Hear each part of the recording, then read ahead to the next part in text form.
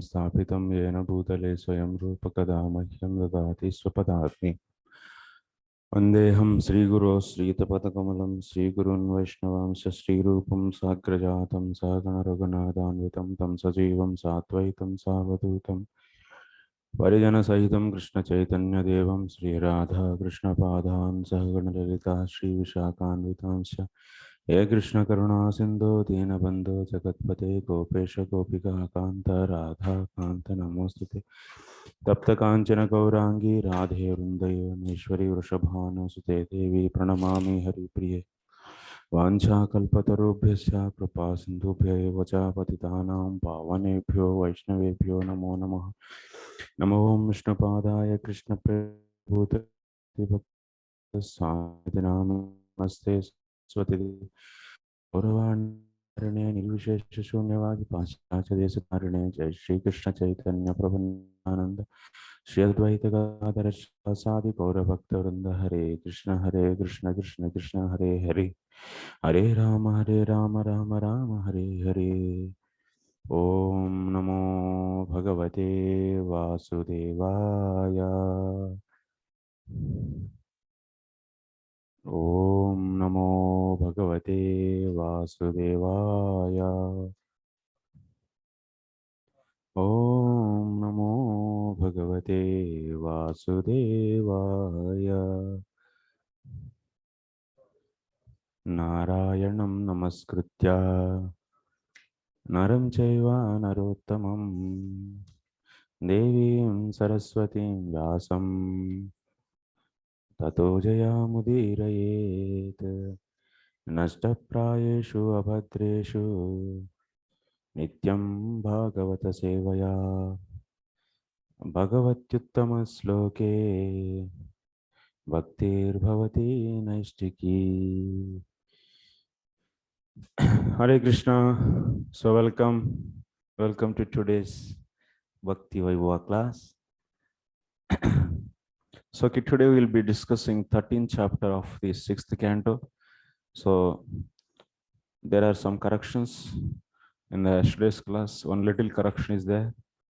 So that's a result of without preparing will lead to a wrong class. So okay, some correction was there. We'll discuss that, and yes, and also we'll begin 14th chapter. There is one more important discussion was there. So what is that? There are the Advaita Sannyasis, Advaita Jnanis, and Brahmananda Jnanis. So there is a difference between these two Jnanis. Today you'll be going to learn that difference. Very important. Many times, many devotees, they have confusion in this. Advaitins, where they will go, they also do Gnana Marga. They also follow Gnana. So, but where they will go, so that many have questions. So that is very much nicely explained. And also we'll be discussing the Brahmagnanis. That means who see the Lord form in as it is. That means they don't commit any offense towards the Lord. So they accept Lord as transcendental figure, transcendental personality. So those people will be reaching to the different kind of destination. Those will be discussed in the 14th chapter. Otherwise, remaining chapter is very just much a story. Okay, in the 13th chapter we were discussing 10 sloka or 11 sloka something. We are going back actually. Come back, because so you have to understand the two different views of two acharyas on this. So the sinful activity done by Adi Brahmahatya.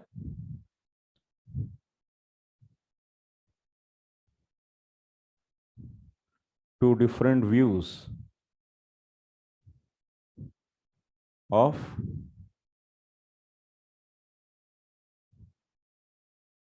first you should write senior.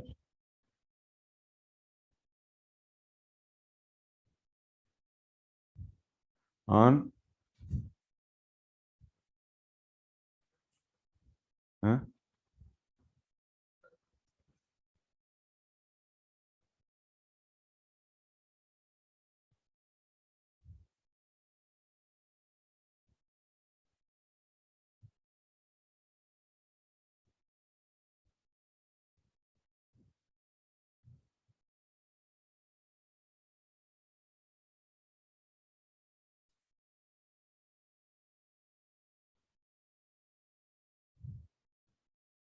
Okay,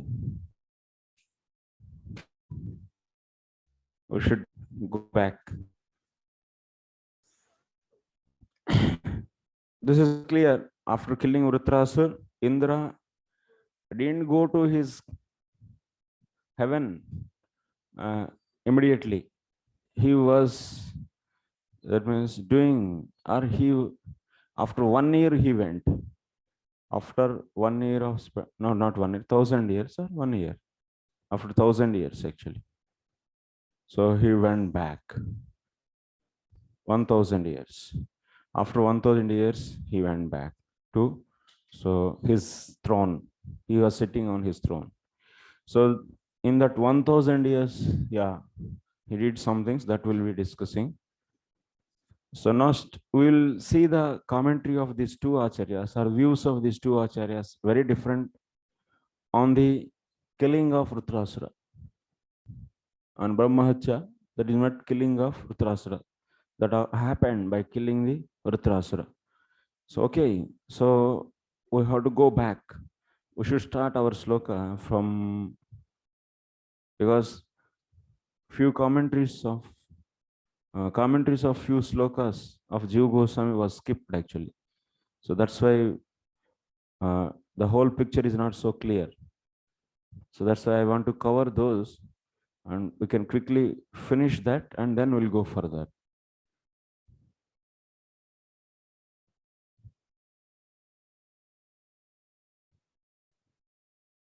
Sorry for inconvenience. So, but still, please.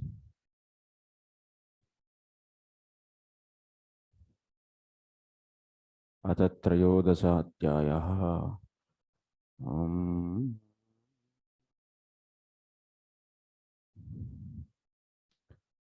First 4 slokas, leave it from 5th sloka. Just to see the 5th sloka of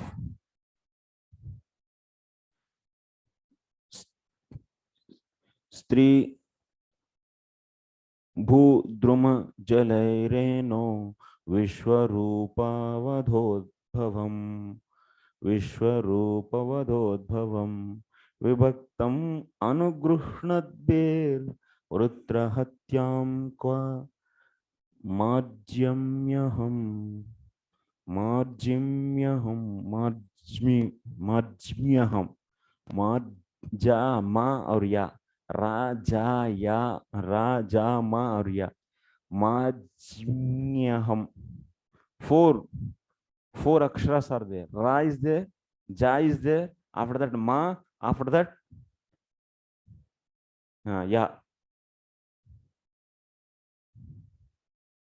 Okay.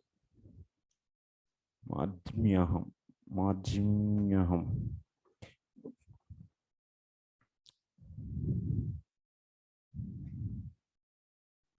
All these, that means when Vritrasura appeared, all the devatas were encouraging him to kill.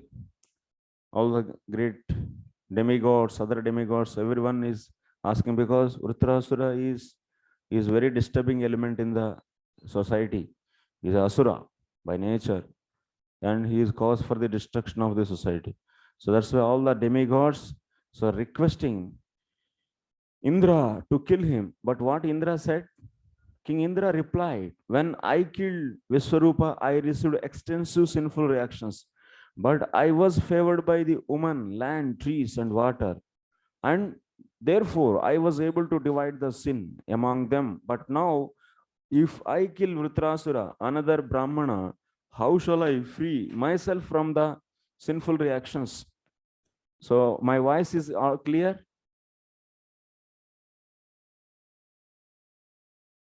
Online students? Yes? Is it clear? Okay. Yes, Roger, clear. Okay. So now, Atha Yatha, so see the whole story. Now we are seeing the Jiva Goswami's commentary.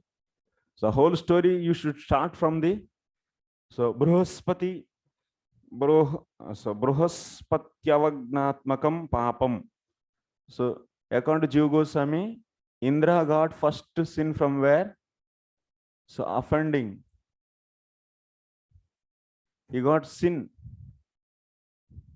Indra got sin by disrespecting Bruhaspati.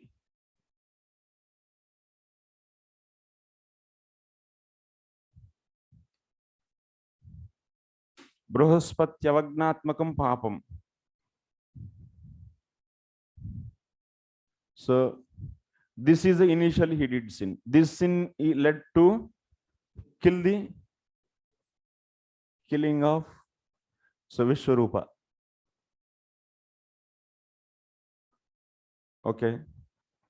So Vishwarupam Vadhatmakam Papantarasya Janakam. That means this is the mother. This is the mother for this sin. So killing Vishwarupa. This is another sin actually. Okay. This produced this sin. That's why it is mother. Swadatmakam papantarasya janakam jatam. Tathacha, then what he did after this? Tathacha, tacha loka matra drishtya vibhaktamapi vritravadaatmaka papantara janakatvena avasistameva drishtam. So he distributed, Indra distributed that sin.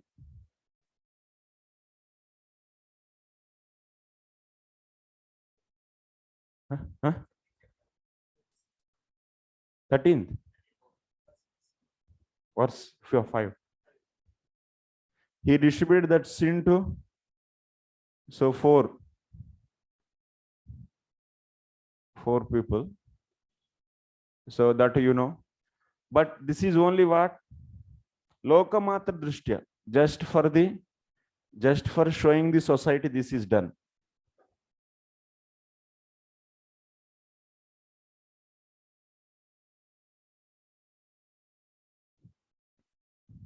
Vritravadaatmaka papantara janakatvena. So avasistameva drishtam. So how can you say it is just for the showing the society is done distribution? Showing society means actually, see, when anyone do the sin, it is actually by seeing that people also will comment, oh, he did this sin and he didn't do any atonement for that. So that's why to come out from that, we will be distributing that to the society and will be showing some reaction in that. But by the distribution completely, total sin is not distributed actually. That you should understand. By this distribution, the total sin, whatever is there with the Indra, was not is not over actually. So that how can you say? Because this sin led, this killing of Vritrasura led, so killing of, so this led to the killing of Vritrasura. Killing of Vishwarupa, so led to killing of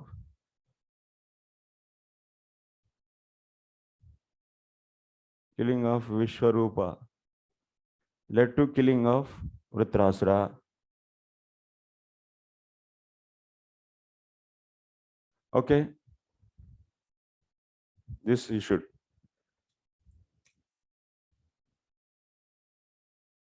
take it separately. Now, then after that what? So that means this was not completely finished. This led to this.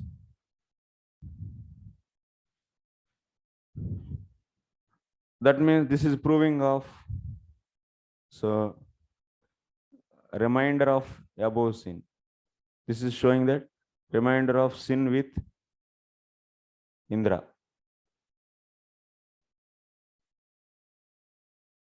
So that has to be now. So what about the solution?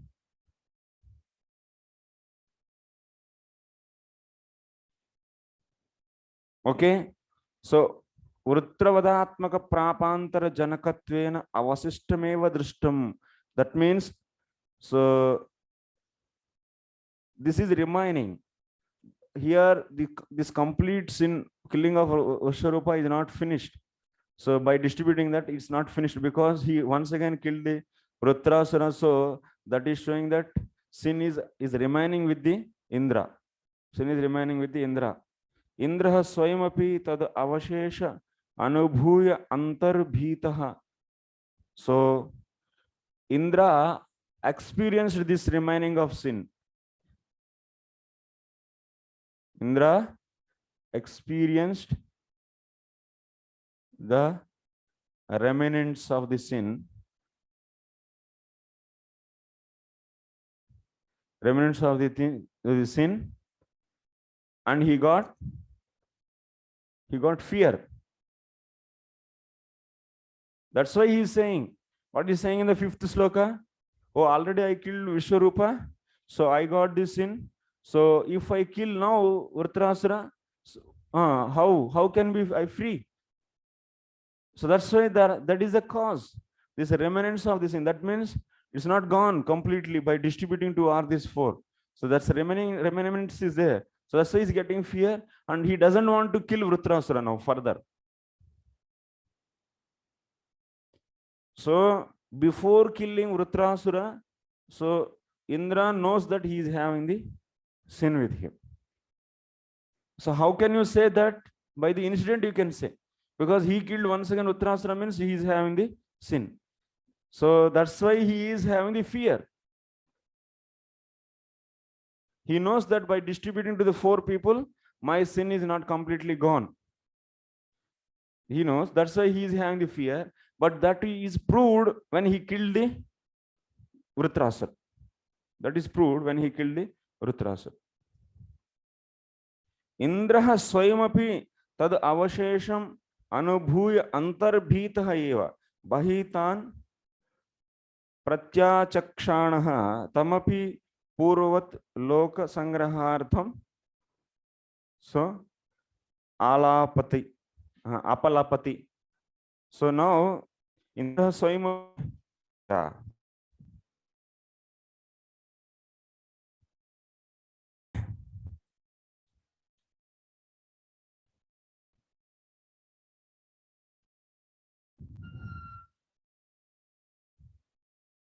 So that's why Indra swayamapi tad avashesham antar avashesham anubhuya antarbhitah eva bahitan pratyachakshanaha. Tan pratyachakshana means, tan means where? Demigods. What demigods asked him? So demigods asked him to kill. So but Indra knows that there is a sin with him. By distribution of the sin to this, it is not gone. So that's why he is having the fear inside. Oh, sin will be for me. Beetaha eva. So that's,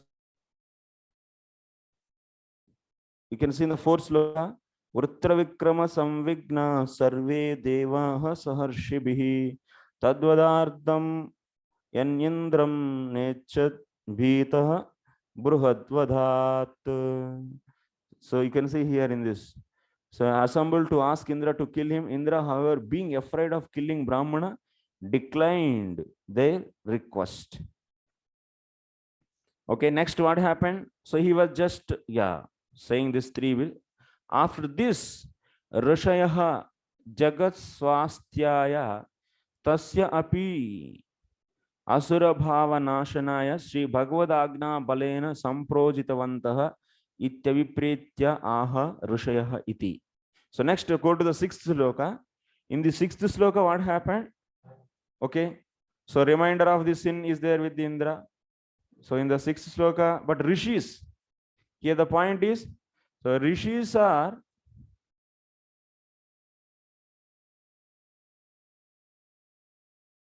rishis instructing. Rishis are instructing to kill Vritrasur.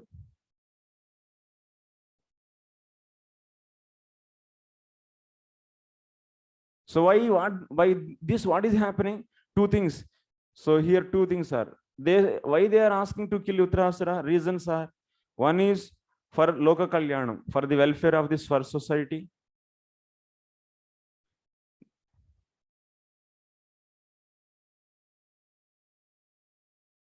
And second one is so Vritrasura asura bhava. Vritrasura's asura bhavam will be finished. It's good now actually by killing Vritrasura. So Vritrasura is getting benefit. His asura bhavam will be finished now. It is not the actually loss for the Vritrasura. It is gain for the Vritrasura. And these two, because of these two reasons, so killing of Vritrasura is given by what? Is order of the Lord. Order of the Lord. Why it is order of the Lord? Because there is no damage in the society for this. So his devotees, asura bhavam will be finished, and also there is a welfare for the society. So these two things will happen. So that's why it is the order of the Lord. So that's why rishis instructed him, so Indra to kill. So rishis instructed Indra to kill. This is from the 6th sloka. This is a commentary from the 6th sloka. Then after that what? Tadaha dosha abhasatvat prayishchitta abhasamapi udbhavayanti haya iti. So that means here what is happening? Definitely he is having the remaining of the sin. So that's why he was able to kill the Vritrasur. But he killed the Vritrasur. But what? Because it is being the instruction of the rishis, this killing, so killing of this Vritrasura is not dosha.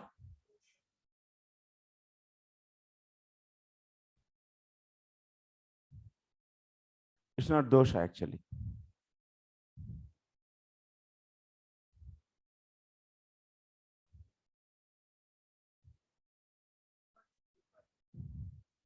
Huh?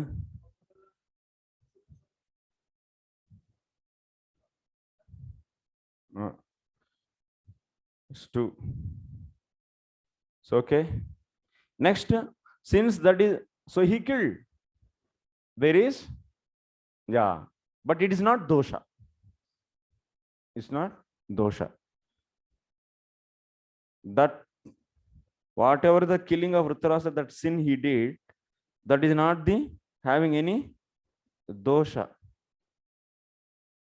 That means it's apparently looking as sin, but it's abhasa, dosha bhasa, dosha abhasa. Like bhakti abhasa is there, it's also dosha abhasa. So this is killing of Vritrasura became now dosha abhasa. So now what is? So prayishchitta abhasamapi udbhavayan. Then according to Jiva Goswami, so performing Ashwamedha Yaga. So Ashwamedha Yaga is what? Is also Ashwamedha Yajna is prayishchitta abhasa. Prayishchitta abhasa. You should understand this step by step.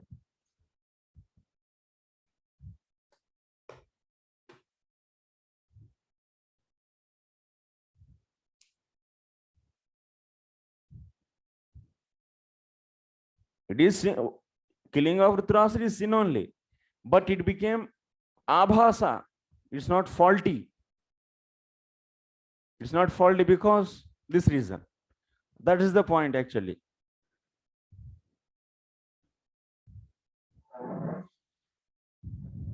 Okay, so then next what happened? Yeah, so he killed Urtrasur. After killing Urtrasur, what happened now? So it is not at all a sin according to the Jiva Goswami. That means it is sin, but it is not having any dosha in that.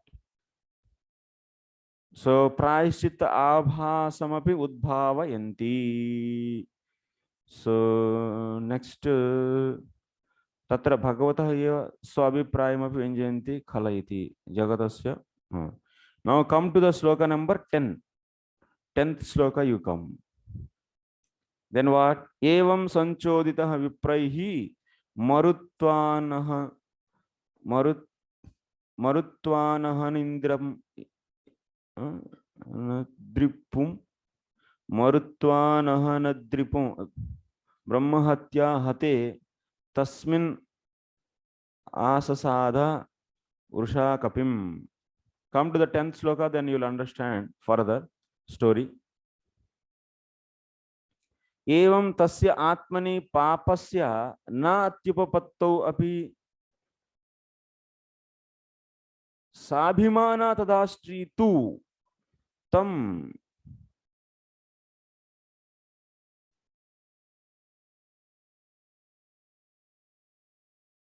अभिभवितुम उद्यता इत्याह ब्रह्महत्या. Okay, now Indra killed Vritrasur. Go to the next step, 10th sloka. Indra killed Vritrasur. This happened. This story is before. So now what happened? When Indra killed, actually, na atyupapattau api papasya atyupapattau api. So he is having some remnants of the sin, definitely, which is coming from the killing of Vishwarupa. But now when he killed Vritrasur, at that time, so is it making that means, is that sin is it then at that time sin really happened? Sin really happened? No, actually. Sin didn't happen. Na ati upapatto api. That means, na ati upapatto means, here it is translated as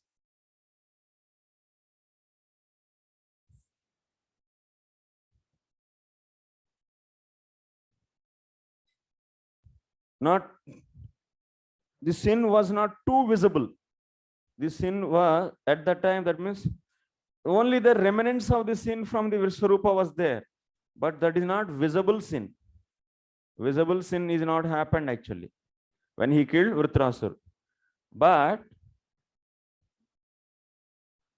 what happened? Brahmahatya happened or not? Brahmahatya to happened. So Brahmahatya is happened. So that's why the sin Brahmahatya started of the Brahma there. So start.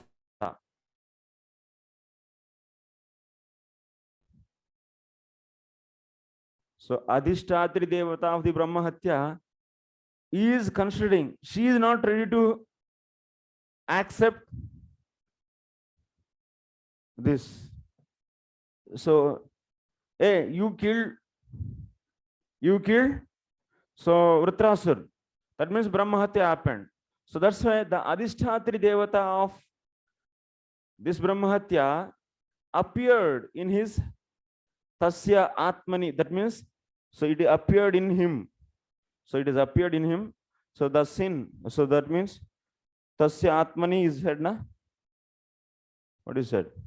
Tasya Atmani. That means in his heart. So she appeared.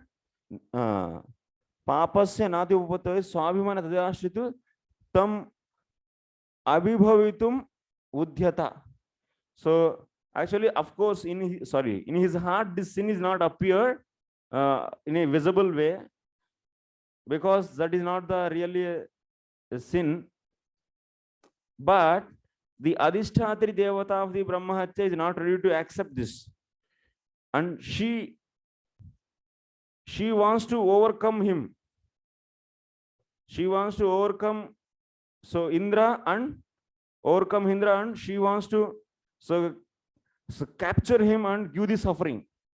So that's why Adhishthatri Devata of the Brahmahatya started chasing the Indra.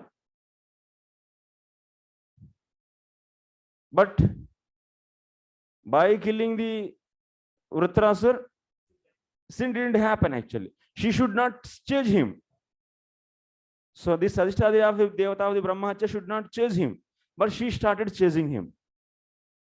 This is the problem actually. And then what happened?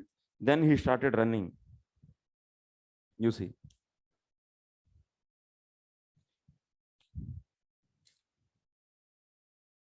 From here onwards, we'll go further.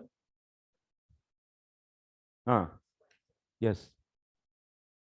Adhishthatri Devata of this is Brahmahatya. That appeared. Brahmahatya is a sin, and she appeared. Brahmahatya is sin. Or here is Indra is a dosa abhas is there only because she appeared because of covering the sin of the Brahmahatya. No, that's point I want to correct it.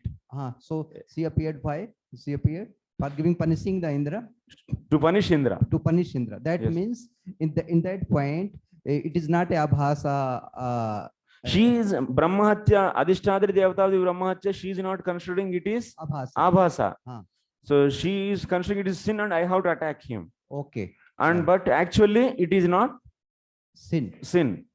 Based on because there is no dosha. When there is dosha, then that is considered as sin. That activity should be faulty activity, then only it is considered as sin. That is not faulty, because this is the reason. Still she is attacking. But she is attacking. So we should know that much. Yeah. Why attacking, and although is not there, no question of discussion. No, sa abhimani. So it is said, sa abhimana. That means she is thinking that this Adhishthatri Devata, hey, in front of me, he is killing the Brahmana, and I should go and attack. Why I should not attack? Abhimana. She is having abhimana. She is claiming her right. Okay. Sa abhimana. Sa abhimana. She is so angry. She is not simply. Abhimana means, hey, it's my right. It's my right to attack. Abhimana means that. So it's my time to attack him. So, yeah. So should we consider as mistake?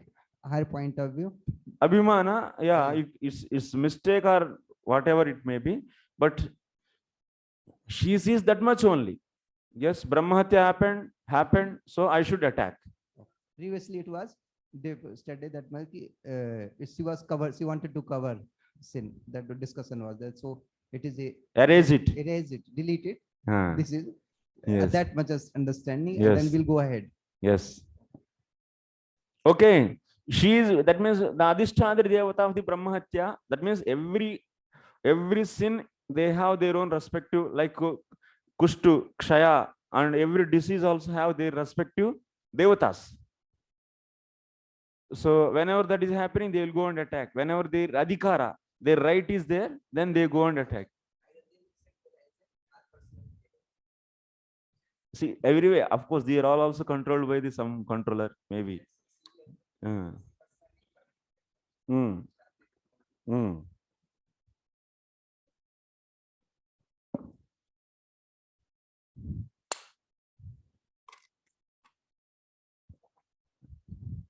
We'll go with the, so you'll go with the Jiva Goswami, and then once again we'll come with the Vishwanath. We'll complete and then we'll come back. Otherwise, you will all be confused. Yeah. Okay, next. Tatascha, 11th sloka. In 11th sloka also we just studied, just we have to see the commentary. Tatascha taya sannihitaya hetu bhutaya yaha tapaha tadapi indra asahat tena prabhavam na praptavan. Because she is chasing him. This Adhishthatri Devata of the Brahmahatya, He's chasing, and whenever she chases, whenever she's close, then he's getting the heat, tapaha, some pain. So when she started chasing, so being close, that means he is being close with this Brahmahatya Adhishtatri Devata, he started getting pain. Tapaha means pain, but he bear that. He bear that pain. He was not defeated by that pain. So na parabhaktavan, he didn't get any defeat because of that pain. Tadevam api nirvritaha amum na vishat. So he is not, he bear that pain, he was not defeated. By that, did he feel any happiness?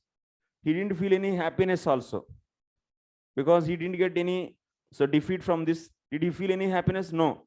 The reason is because of shyness. Because of shyness. Shyness means, that means he is winning on that. Winning on that, and he didn't feel, that means he didn't feel happiness also. Because people will think what? Society will think badly, na? He did brahmacharya and is laughing and enjoying. You understanding? That is the point. So himantam vachatam praptam sukayantyapi no gunaha. He didn't become happy.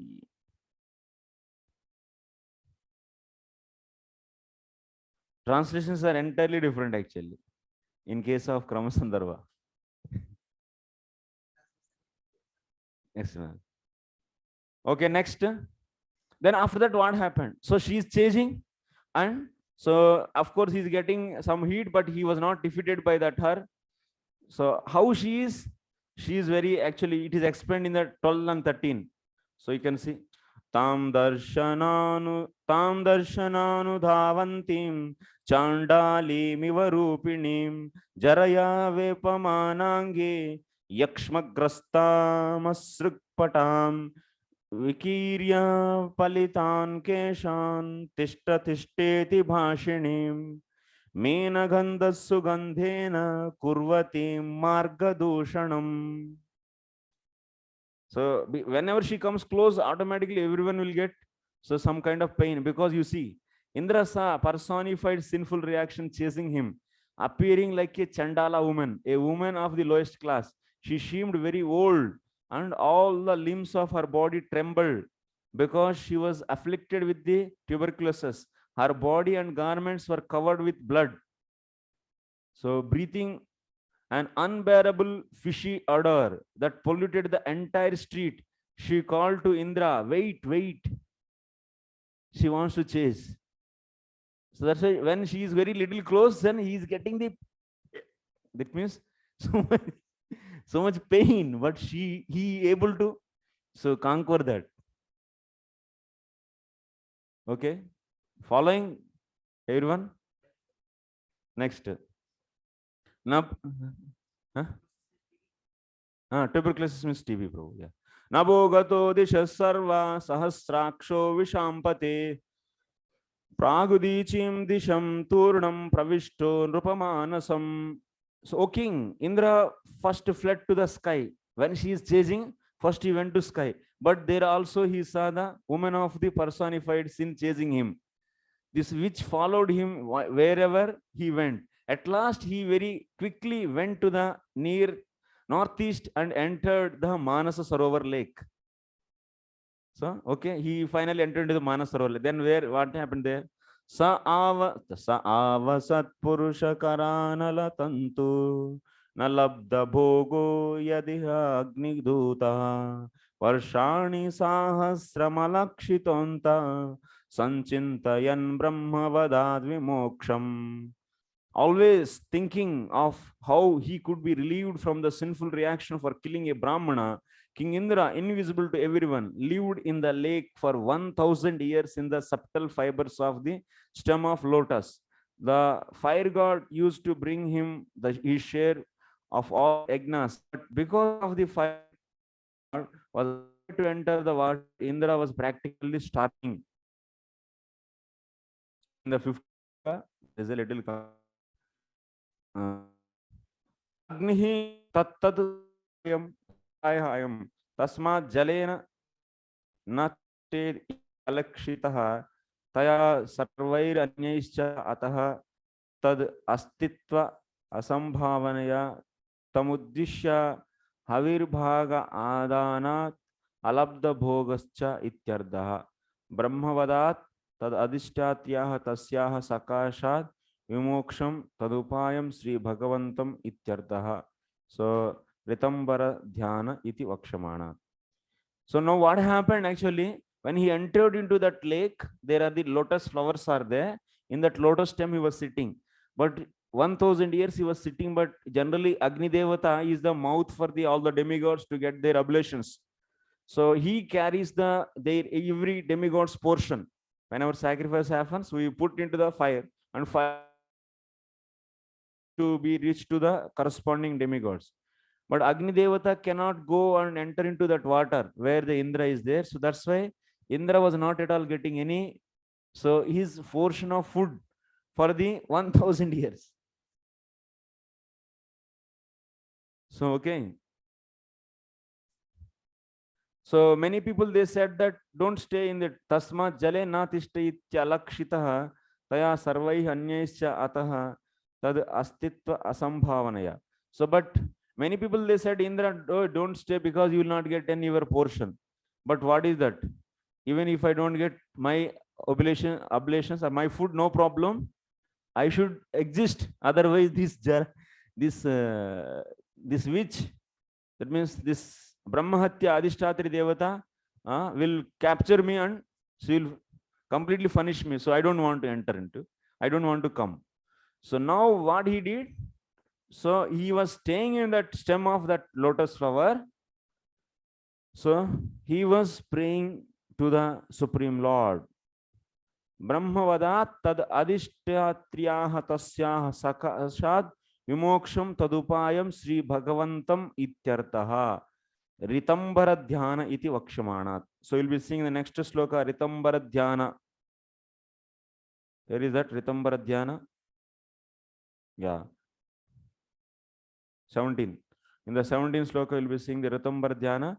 So he was doing there, so prayers to the Lord. So from that, by those prayers, he got the direct moksha from this Brahmahatya.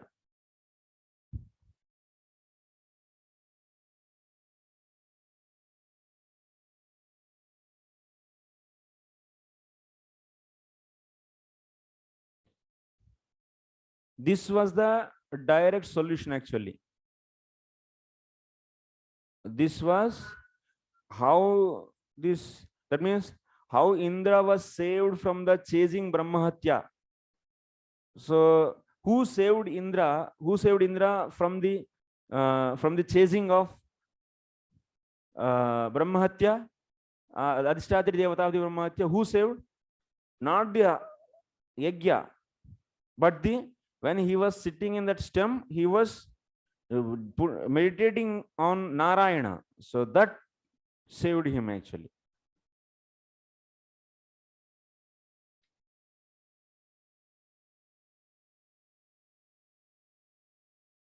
So because there was no sin, so that's why she was not able to chase. If real sin happened, then she could have definitely chased Indra. You're understanding why that Adhishtatri Devata is not able to catch him? Because this is the reason actually. Yeah, that is the thing. But this kind of ability he got, why? Because the real sin didn't happen. That is the main reason actually. And but she is still staging. So now he did the meditation on the Lord. So Ritambara Dhyana. Then from that he was released from that also. Tavat trinakam nahushasya shasa vidya tapo yoga balanubhavaha sa sampada ishwarya madanda buddhi nita stirascha gatimindra patnya. As long as Indra lived in the water, wrapped in the stem of the lotus, Nahusha was equipped with the ability to rule the heavenly kingdom due to his knowledge, austerity, and mystic power. Nahusha, however, blinded and maddened by the power and opulence, made undesirable proposal to Indra's wife with a desire to enjoy her. Thus, Nahusha was cursed by a Brahmana and later became a snake. Here, Vishwanath Chakravarti Thakur gave the commentary that we'll see. Story, little story is there. Here we don't see now, okay? So next, after that 17th sloka, what happened? Tato gato brahma giropahuta ritam bharadhyana nivaritagha papastu digdevataya taujas tamna vyabhut tanna vyabhudavitam vishnu patnya. Indra's sins were diminished by the influence of Rudra, the demigod of all directions, because Indra was protected by the goddess of fortune, Lord Vishnu's wife, who resides in the lotus cluster of Manas Sarovara lake. Indra's sins couldn't affect him. Indra was ultimately relieved of all the reactions of his sinful deeds by strictly worshipping Lord Vishnu. Then he was called back to heavenly planets by the Brahmanas and reinstated in his position. So in the 16th sloka, there is one just a commentary. This Nahusha actually, so Nahusha Shashasha Uttravada Vrittam. Uttras happened in Manvantara. Uttravada happened in Manvantara. So all Uttarasura story is happened in the 7th Manvantara. So Nahusha Shashasa iti Uttravada Vrittam Saptam Manvantara Gatam iti Lakshate. So Tathapi Sashtama Manvantara Hatanam Namuchadinam Kirtanam Tat Pratinidhi Rupatvena Tannama Keshanchid Apekshayeva iti Gne. But we see, so there was killing of Namucha. So this was happened in the 6th Manvantara. So some people, they say that this Nahusha and Namucha are two different personalities. Like that, this is only one point. Anyway, leave it. Now come to our main discussion.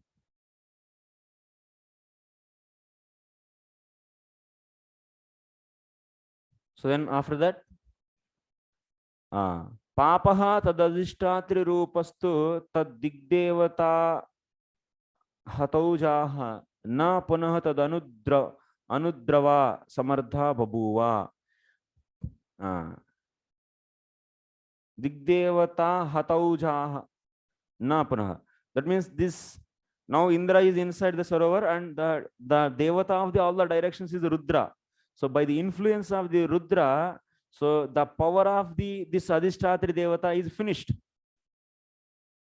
That's why he was not able to chase him back. Na punaha tadanudrava samartha babuva. So she was not able to chase him back. Tatra hetuhu. What is the reason here? Vishnuhu patihi abhishtadevah yasya ishana rupayaha tadrushaya iti Kruta Bhagavadashrayoyam. So Katam Anena Katam Anena Abhibhavyeta iti bhavaha.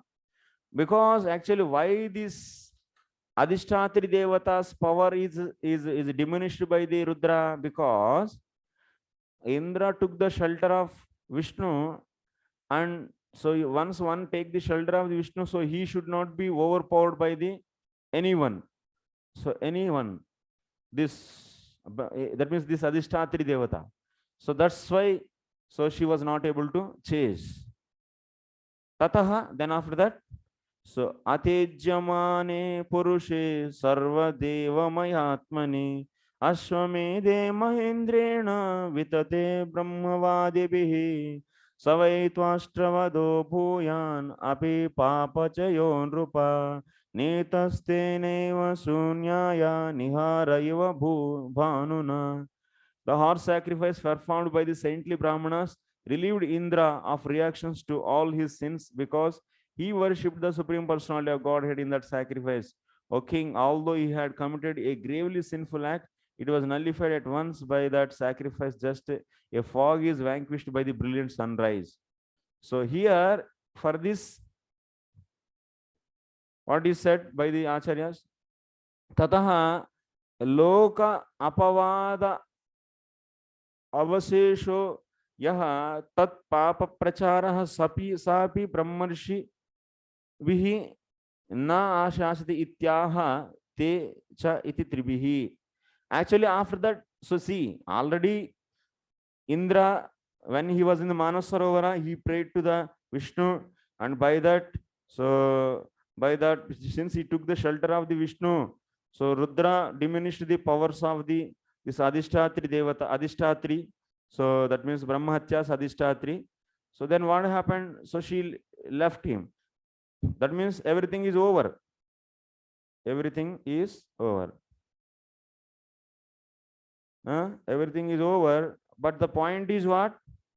But still they performed the high Aswamedha Yajna. Why they did the Aswamedha Yajna? The reason is, so just for the sake of the society. So people doesn't know this fact. So Indra of the Vishnu, that's why his sin is finished. So that's why there is no need of any yajna, anything, any atonement. But people may not understand this. Just for the sake of the society, they perform the Aswamedha Yajna. Okay. Now you try to understand. So even slightly this Adhishtatri able to chase behind, because the remnants of the killing Vishwarupa was there. Remnants of the killing Vishwarupa was there. Because of that, of course, it is not such a powerful sin, because already he suffered for 1 year and he distributed. So that's why only the very little bit was there. So how can you say that he killed the Writrasura? But killing Writrasura is not sin actually. So it's not dosha. So that's why she doesn't have any right to attack. But she is seeing that there is of course, that's a significant sin is not there, but still she tried to chase him. So, but when he tried to chase, that means whatever the little bit sin he was there, he entered into that lake, and he took the shelter of the Vishnu, then everything is finished. So then he is completely free from this sin. Okay.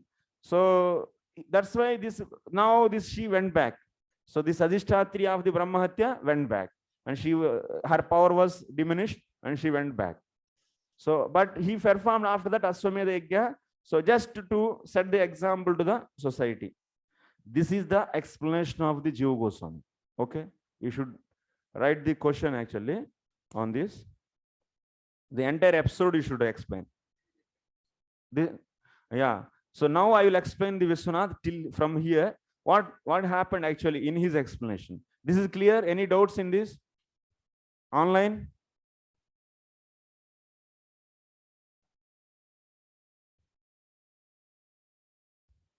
Okay.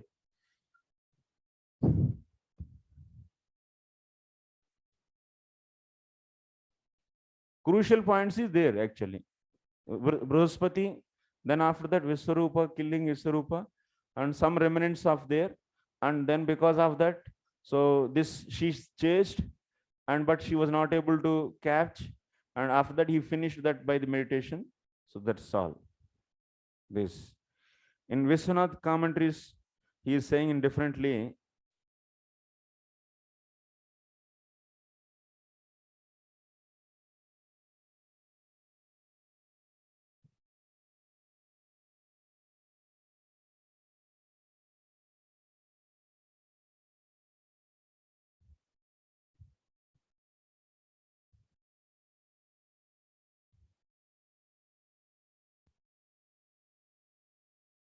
There are so many points we can bring out from this, because why Jiva Goswami gave this kind of commentary.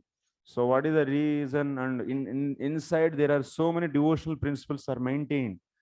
So that can be analyzed actually. Really research, if you want to do, take the two different commentaries of the acharyas and why it is given like this and why it is given like this, and analyze how the principles strictly maintained, the principles of pure devotion in this case and also in this case. So that is a very good study, but I am also not explaining in deep. we don't have time. So yes, we'll go further now. So Vishwanath.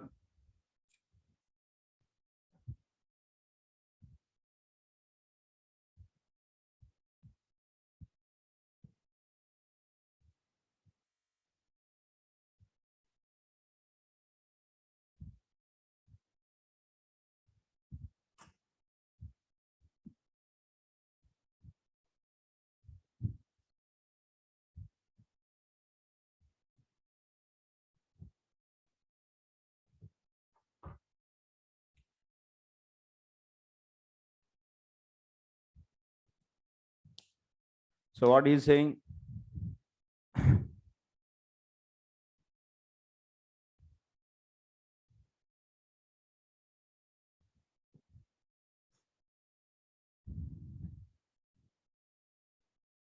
we'll go from 5th sloka. Ena papam marjmi sodhami. So these are all as translations are given. So like that only you should consider.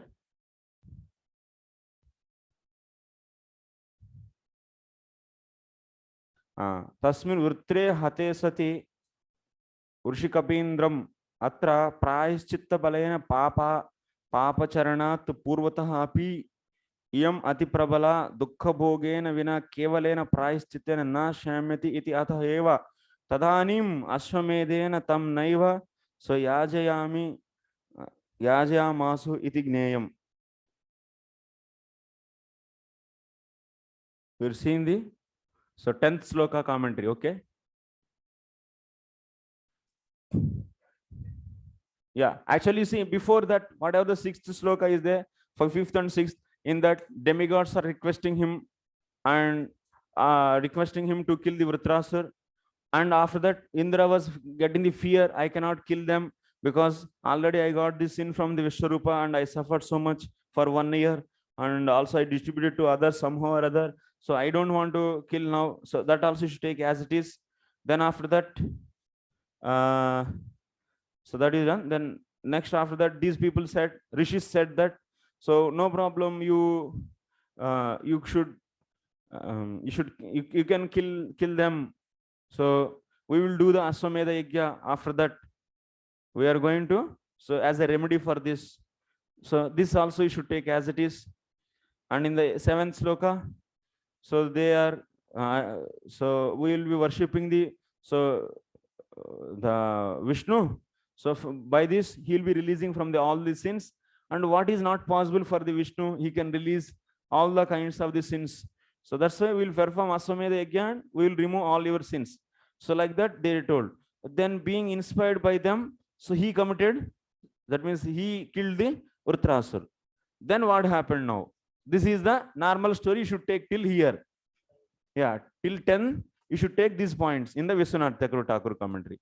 So here, as it is the translations you should take, but in the Jiva Goswami commentary, you should not take. But as I explained, so that you should take like that.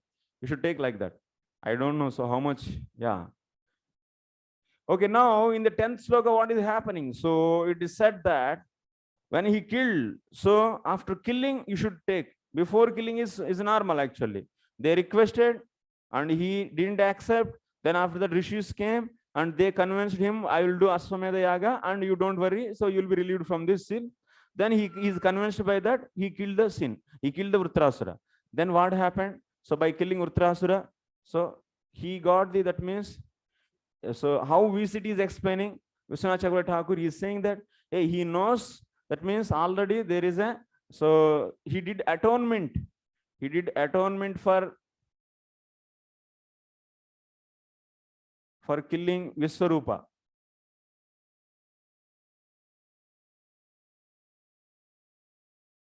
So for killing Vishwarupa, he did atonement.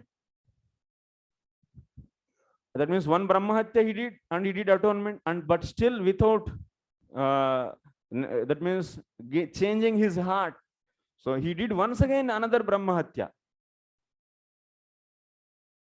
Another Brahmahatya. So by this what happened? He got the more sin than the, so first time what he got.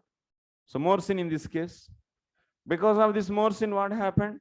So that means here rishis, or these rishis, they didn't perform Ashwamedha Yaga immediately.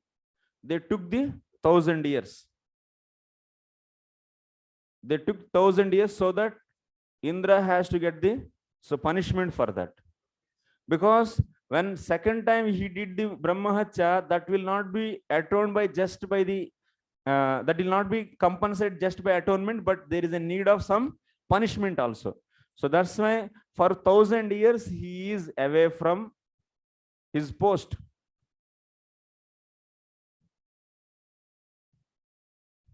And just sitting in the water.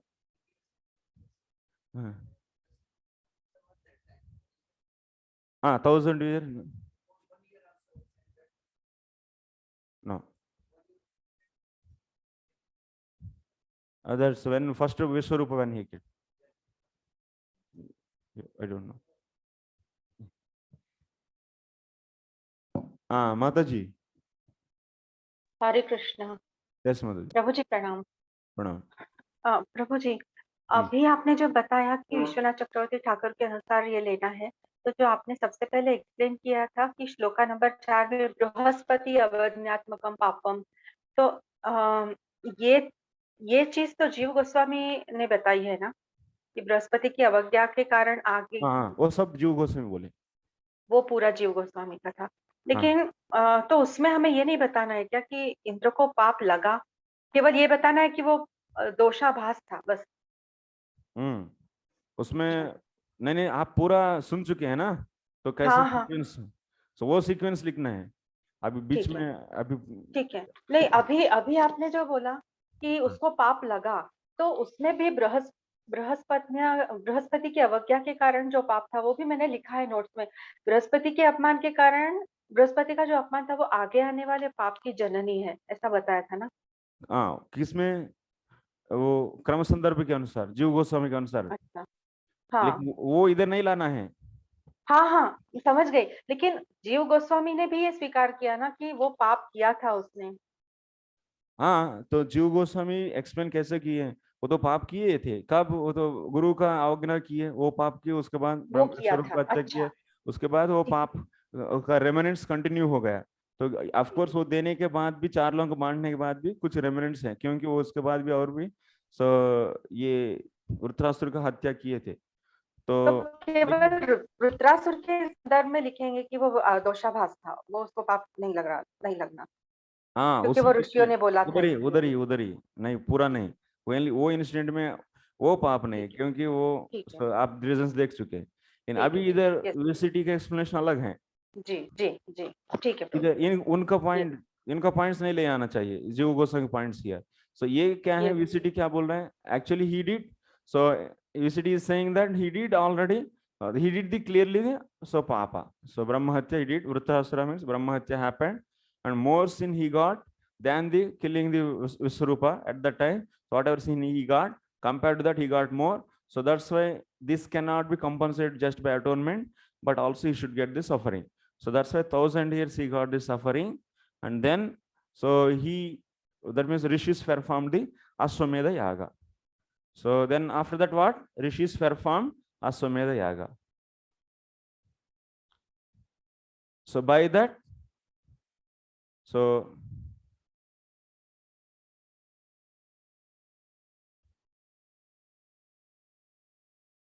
what? This sin of the that sin of killing the Vritrasur is over.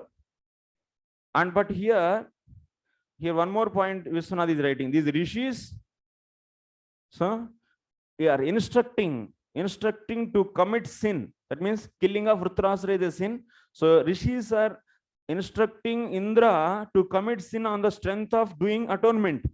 So that's why these people also did rishis also did offense, did all the sin. There is a mistake in dosha, mistake in the side of rishis also.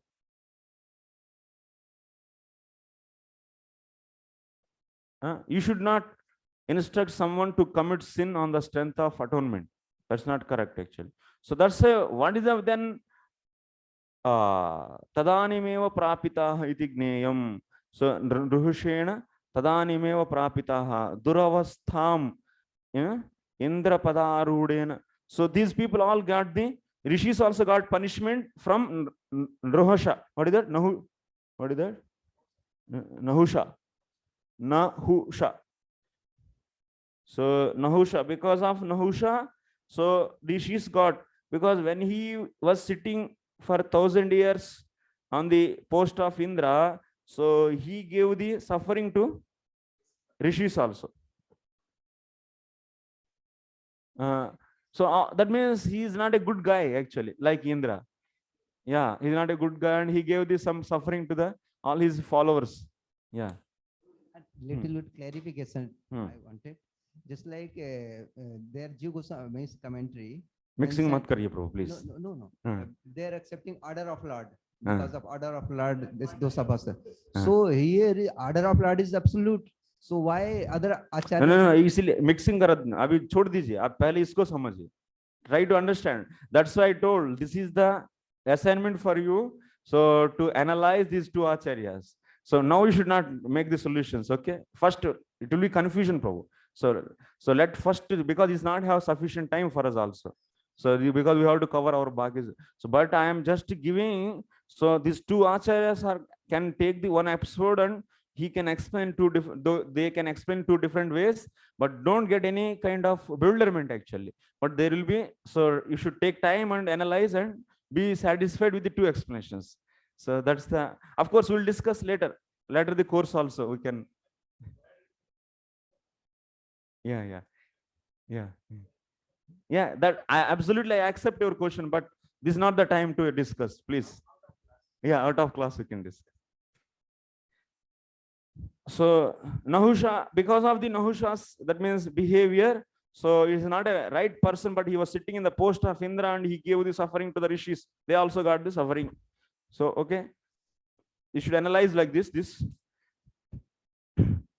So then after that, 11th sloka, if you see, Indra was not happy.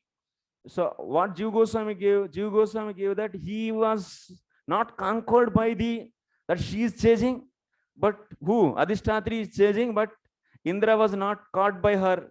That means he didn't. I mean, she was not able to catch him.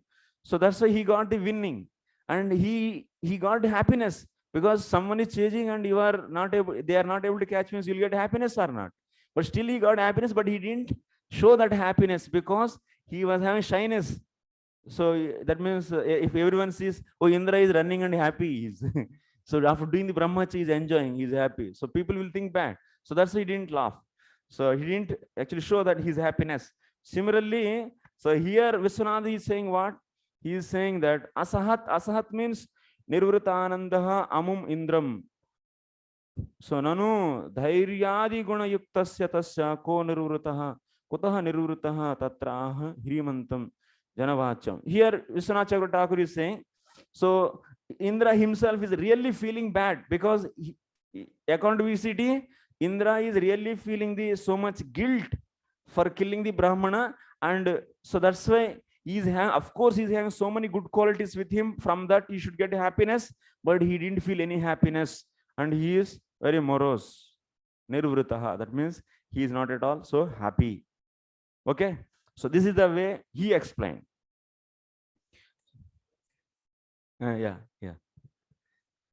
So the next what happened then? That Adhishtatri, that means Brahmahatya, was chasing. So she is having that means very bad odor from her body is coming, like a fish smell is coming from her, and also she is very old. She is trying to grab him. So then different places they ran. So after that he entered into the so Manas Sarovar. So everything is as usual. So then after that, also Agni Devata was not able to help him. His portion was not given. Yadyapi Agnina Jalam na dushpravesham. So Jalam na dushpravesham tadantastithaya varunaya api havir vahana tadapi tadiyam jalam dushpravesham eva rudra anucharaihi rakshamanat. Ataheva Sarvatra Abhigamini Brahmahatya api tatra. Actually, he like Vishwanath Chakravarti Thakur, what he's saying. So he's saying that, of course, even in Agni, according to Vishwanath, Agni Devata also can enter actually. Are Agni Devata kya zarurat hai? Agni Devata can give everything to the Varuna Devata, and Varuna Devata can carry and his portion and give to the Indra. But it didn't happen because the followers of the Rudra were protecting that lake. And that's why these demigods are not able to dare to enter into that. That is the reason they were not able to enter. Like that, Vishwanath Chakravarti Thakur is writing. It cannot enter. That much is told. Yes. Yeah. Okay. So atah eva sarvatra abhigamini brahma. That's why even because it is protected by the followers of the Rudra, even Brahmahatya, Adhishtatri Devata of you should not say Devata, Adhishtatri only. Devata is not there. So Adhishtatri of the Brahmahatya is not able to enter into that lake. So like this, he was there for the 1,000 years.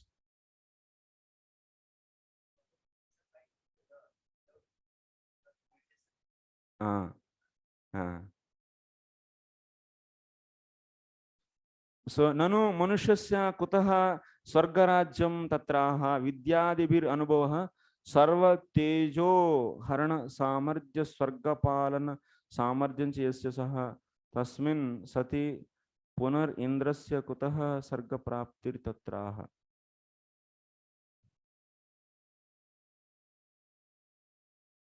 So Nahusha was ruling. He was fully endowed with a lot of scholarship and powerful, and that's why he became the Indra. That means he became as a representative, or otherwise he became as Indra, sitting in the throne of the Indra. But how? So, okay. But what happened? This Nahusha, why he is a human being, but how he became Indra? Because he is having all these qualities. So that's why he got the position in that. But he became very pride because of that position.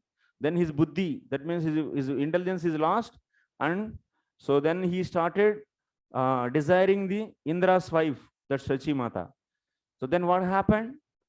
So she told to Bruhaspati, see, this Nahusha is desiring me, so what should I do? Then Bruhaspati told that he should get the Brahma Shapa.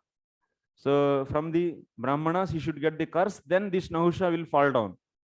So then what she told, so okay, you come to me in the palanquin which is carried by the Brahmanas. So then he told, yes, so then he pointed us and rishis to see that. So then after that, trying to push him, hey, there's a snake, so go fast. So there may be some snake came, and then so he was telling that go fast, and he used his leg to inspire them to go fastly. So then these Brahmanas were hit by the leg, and Durvas Muni got anger, and he gave the curse, you become snake, serpent, finish in the next life. So he became serpent. Next after that, he became serpent, and so then he was off from that. So Indra's post. Okay, this is the story. So then after that, what happened? So Ashwamedha Yajna. One second.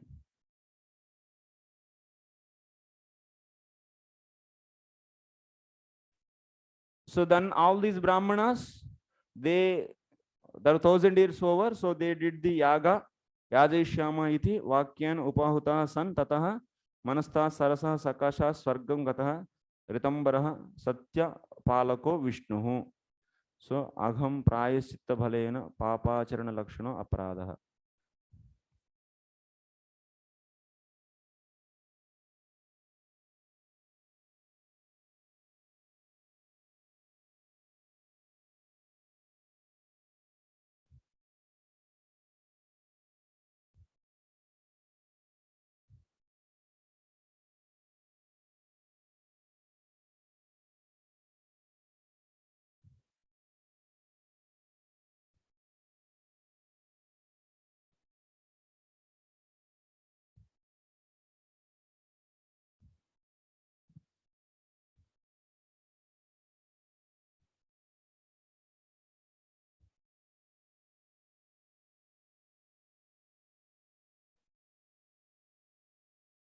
So after 1,000 years, Brahmanam cha gira tam ashwamedena yajishyamah iti vakyena upahutah san tataha.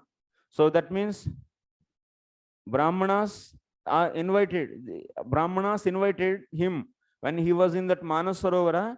So Brahmana namcha gira. So tvam aswamedena yajishyama iti vakyena upahutaha. So we will be performing the Aswamedha Yagya for you. So come.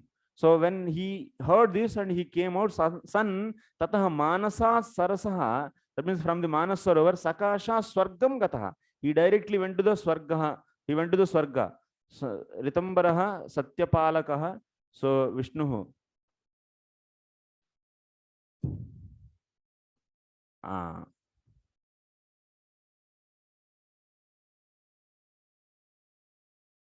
So here who went to the Swarga?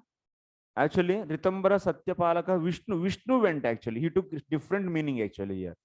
If you see, so Vishnu went to the, so whoever is there in that Manasaravar, Vishnu is there, na Ritambara.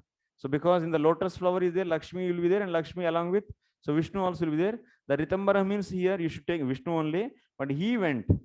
So Gataha, Ritambara Satyaloka, he went, and there Agam Prayaschitta Bhalena Papa Charana Lakshano Aparadaha Papaha Brahmahatya Lakshanam Papam.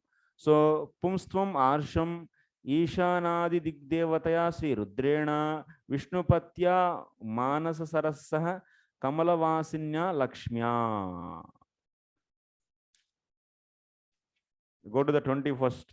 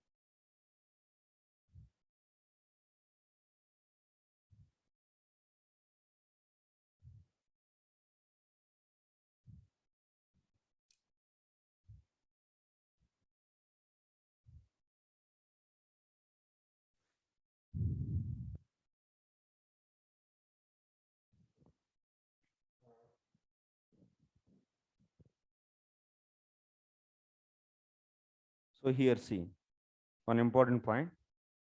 Okay, so Indra went to Manasarovar. So he was in that lotus flower. Okay, so when he was there, he's having the two types of sins, two types of things. One is papam, another is agham. What is the difference between papa and agham? Agham means, so he committed, that means the sin on the strength of the atonement. Agham means prayaschitta balena papacharana lakshano aparadaha. So committing the sin on the strength of atonement is known as agham.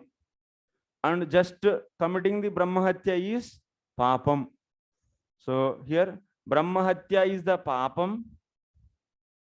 That means killing Vritrasura is the papam. And here what he is thinking, I will so clear this sin. So by using atonement, then this became aparadha. That aparadha is known as agham. That means committing the sin on the strength of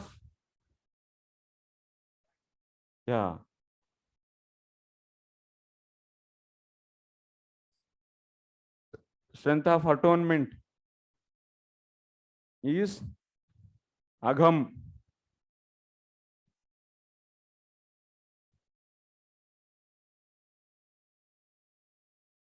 Okay, this is destroyed by by the Rudra, and this is destroyed by the Lakshmi.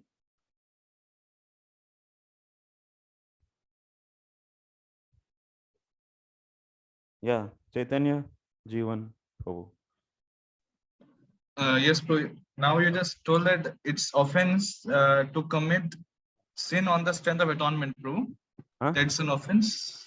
Yeah, it's not the holy name offenses. Means how to understand what type of offense it is?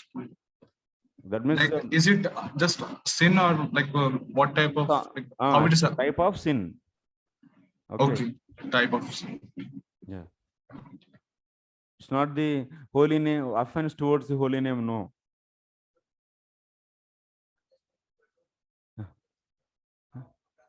No, that's not Namapraya. No connection with the chanting of holy names and Nama Pradas. Please, it is different. It is only in the language of the sins. So it is discussed. Rudrena, Sri Rudrena. That means Digdevataya means here in that Digdevata is given. The Digdevata, who is Digdevata? Rudrena, by the Rudra. And this is destroyed. And by the Lakshmi, this is destroyed. This is VCD is saying. Bhaktyushrayam, Bhaktyutkarsha yuktam. Okay, next is normal. Okay. Now we'll start the next chapter. Last one more sloka is there, I think.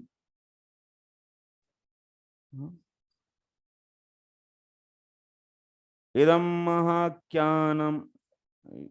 mahakyanamashesha papmanam prakshalanam tirdapadanukirtanam bhaktyushrayam bhaktajananu mahendra moksham vijayam marutvatah pateyurakyanamidam sada buddha shrunyantyadho parvani indrayam dhanyam yashasyam nikilagamocanam ripunjayam swastyayanam tathayusham.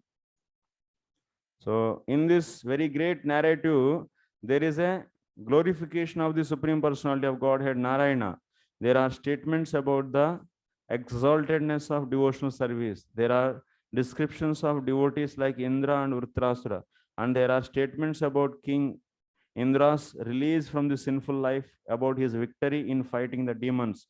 By understanding this incident, one is relieved of all sinful reactions. Therefore, the learned are always advised to read this narration. If one does so, one will become expert in the activities of the senses, his opulence will increase, and his reputation will become widespread. One will also be relieved of all sinful reactions. He will conquer all his enemies, and the duration of his life will increase. Because this narration is auspicious in all respects, learned scholars regularly hear and repeat it on every festival day.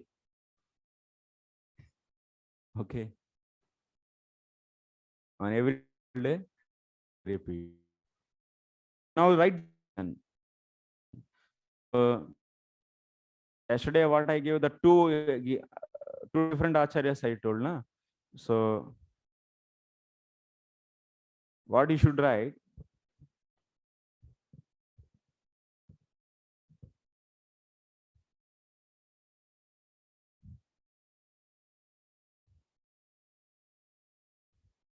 Explain the episode of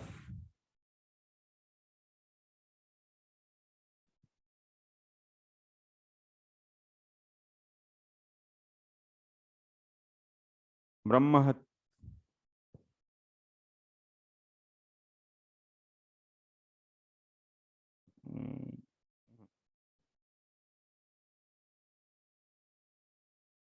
Same thing, Kinki. So explain Srila Jiva Goswami's view on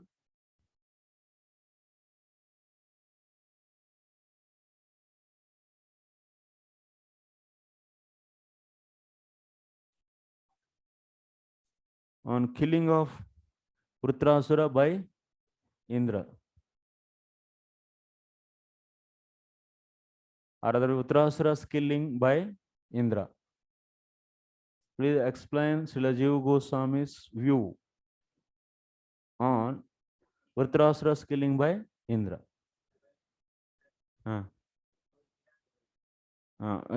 Whatever is given yesterday, you strike off and add this. That is best actually. And next,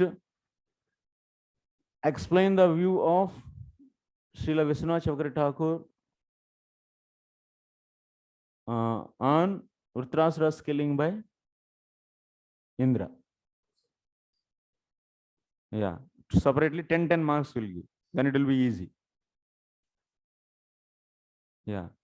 In writing also will confuse, correction also confuse. We will confused. Life is confused. Next, King Chitraketu's lamentation. Let's go. And it will not take much time. Each one is 10 marks. Okay, Falasruti is there, but anyway, leave it. Falasruti.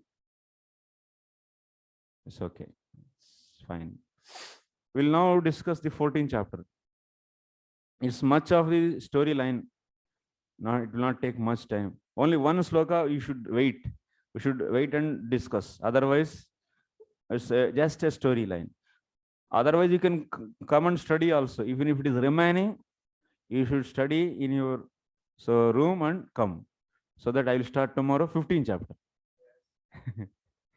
Because, yes, seriously, I'm saying it's just a story. Yeah, that also I can do. So we have time actually, another, so half an hour, more than half an hour. So we can do that. Because in the 5th sloka only it is going to come, so it is not going to wait for long. So we can just reach there and we'll explain it. Sri Parikshitu Vacha.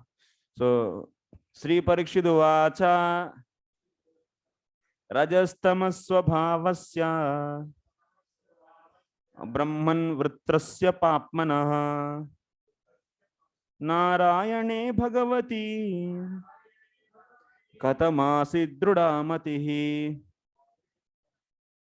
So translation, King Parikshit inquired from Sukadeva Goswami, O learned Brahmana, demons are generally sinful, being obsessed with the modes of passion and ignorance. How then could Vritrasura have attained such exalted love for the Supreme Personality of Godhead Narayana? This Parikshit is asking, very good question.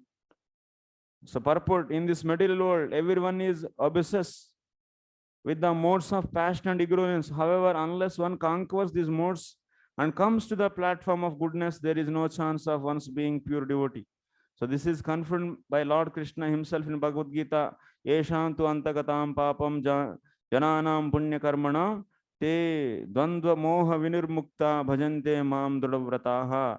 Person who have acted piously in the previous lives and in this life, whose sinful actions are completely eradicated and who are freed from the duality of the illusion, engage themselves in my service with determination.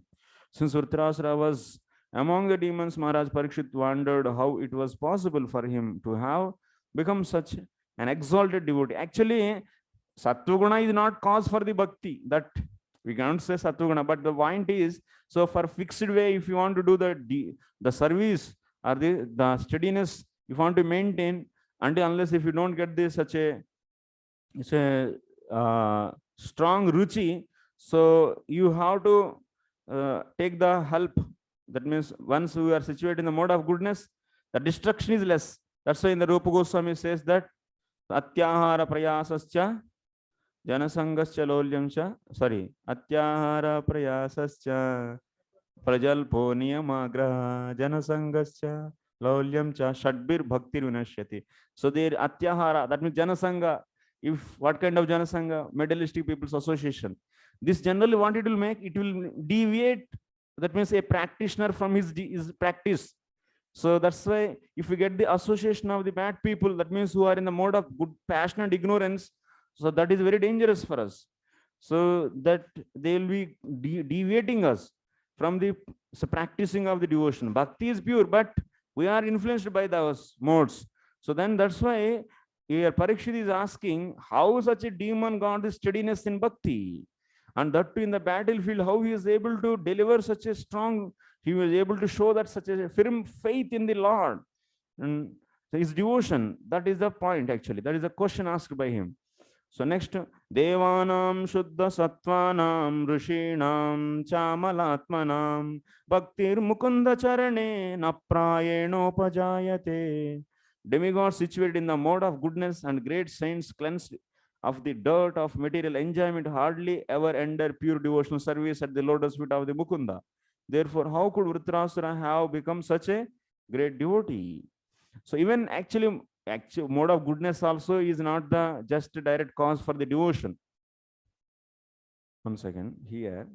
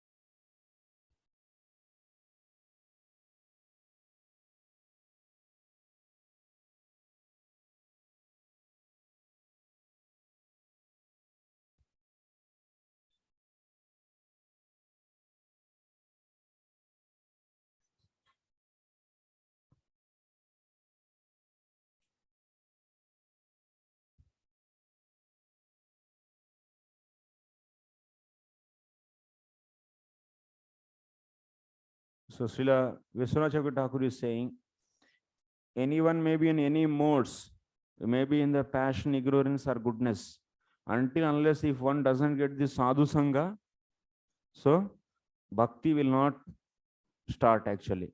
So that's why, so Suddha Sattvanam, so that means here Suddha Sattvanam means what do you think? They are in the pure goodness, that means in the transcendental modes? No. So that means their heart is in generally, it is clean, that much only. Even those people also cannot do the devotion until unless they don't get the association. Sadhu Sangha is only the beginning of the bhakti. Without Sadhu Sangha, you cannot expect.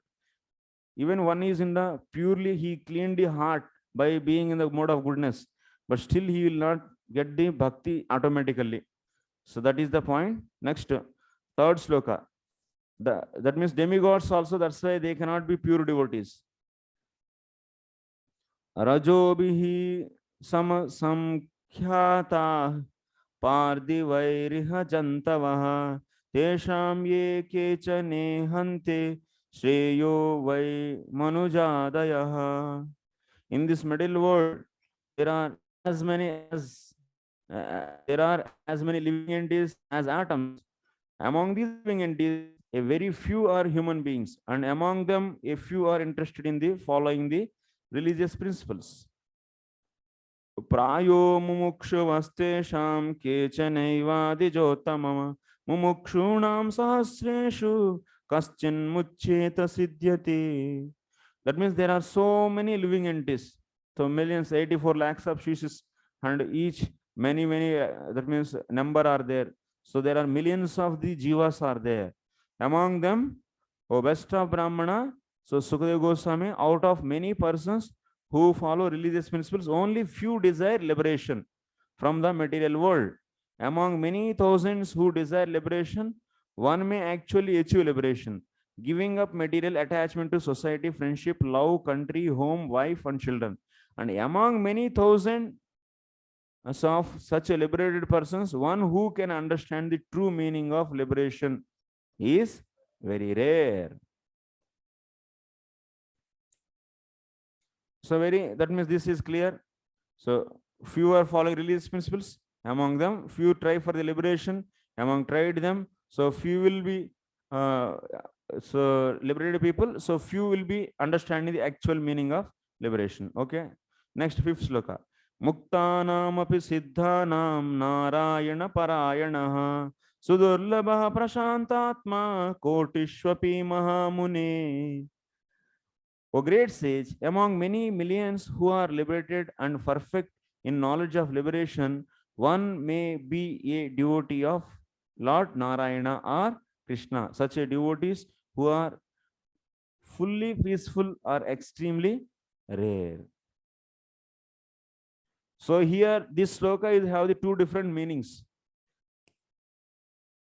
Prabhu, electoral hai kya?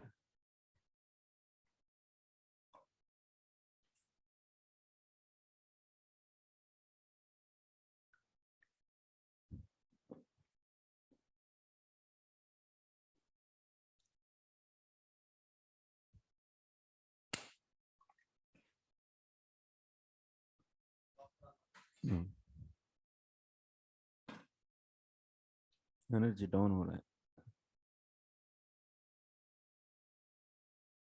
हाँ है, ले लो, ले लीजिए.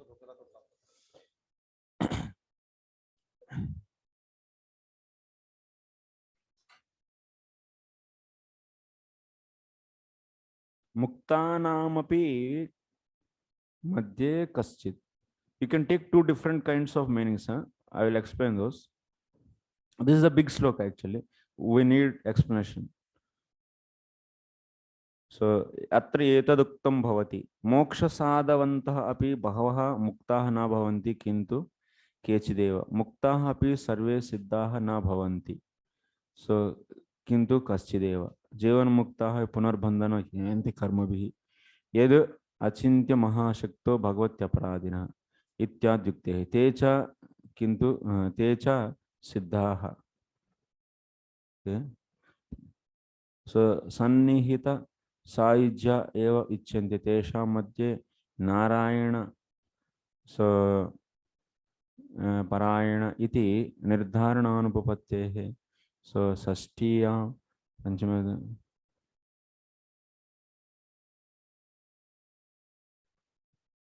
So Prabhupada gave one meaning in that. So we are going to see another meaning. Okay. इधर थोड़ा सा 20 minutes time दे देंगे, इसको फिनिश कर देंगे 25 मिनट्स. उसके बाद टाइम कितना हुआ? 3 o'clock. उसके बाद हाफ एन आवर एक्स्ट्रा आज भी जाऊंगा, तो उसका फिनिश हो जाएगा chapter.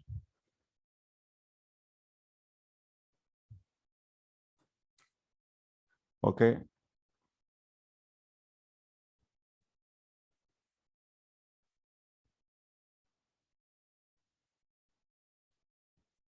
See here, so important point. What is that?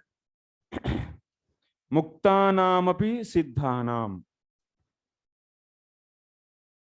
So first for more moksha sadhana vantah bahavaha muktaha. So bahavaha muktaha na bhavanti kintu kesideva.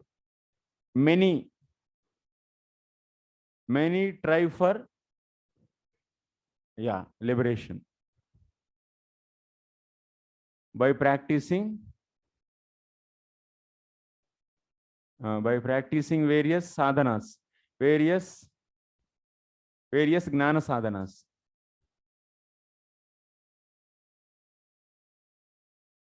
Okay.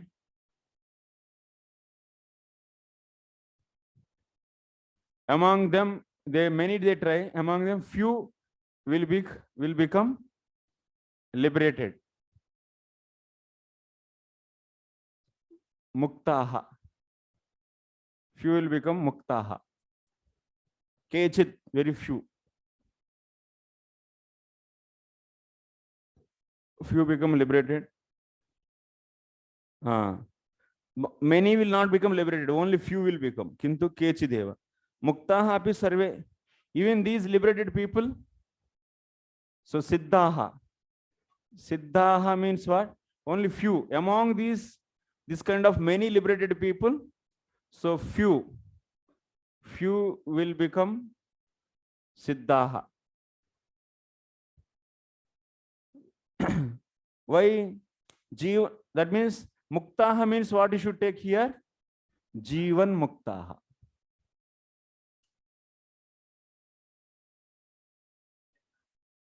Okay, you should take it as a Jivan Muktaha. So many are the Jivan Muktaha. There is a one rule is there. Jivan Muktaha punar bandhanam yanti karma bihi. There is a one sloka. Even Jivan Muktas will get the karma bandhanam.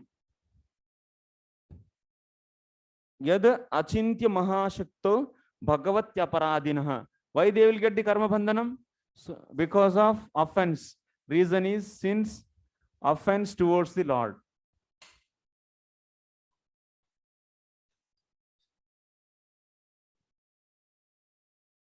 Lord, okay, Lord, slow down feet. Okay, because of this reason, very only few will become siddhas. Okay, very few will become siddhas.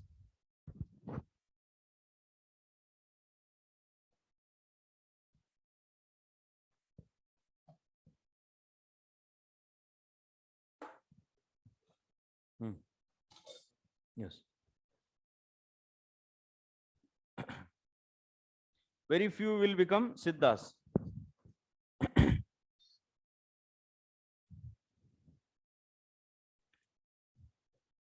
So in this sloka, then what meaning you should take?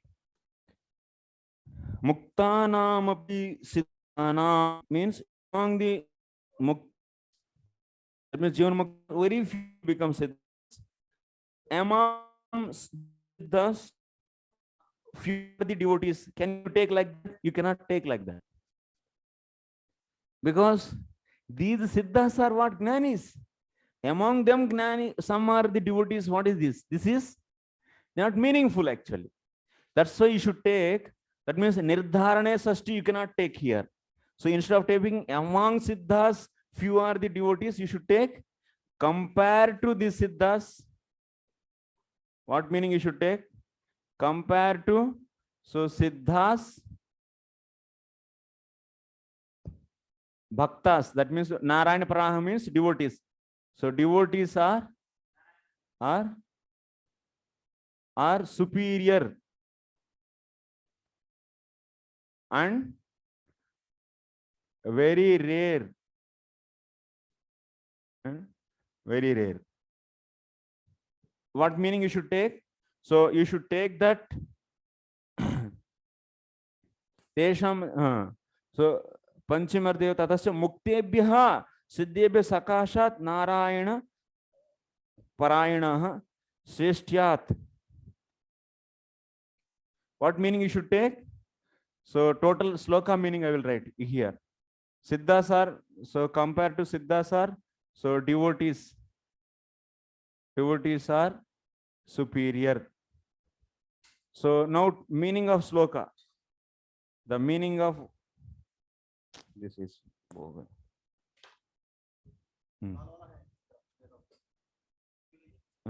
Okay.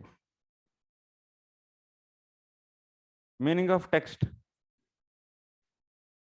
What is that meaning? You should take like this. Compare to,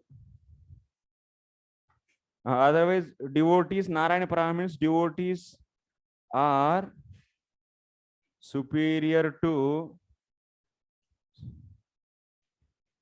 siddhas and muktas, devotees.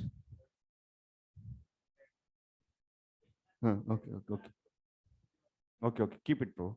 Devotees are superior to siddhas and muktas.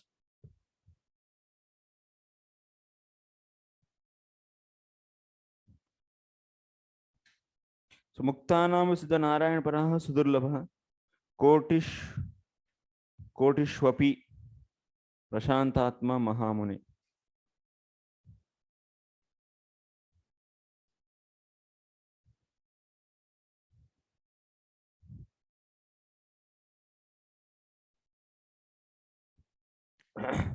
Devotees are superior.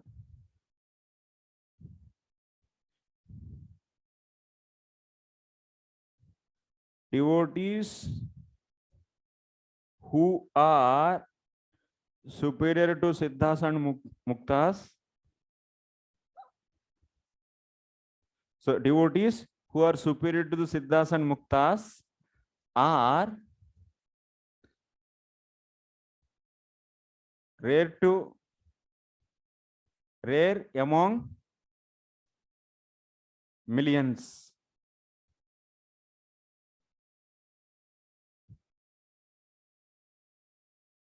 Huh?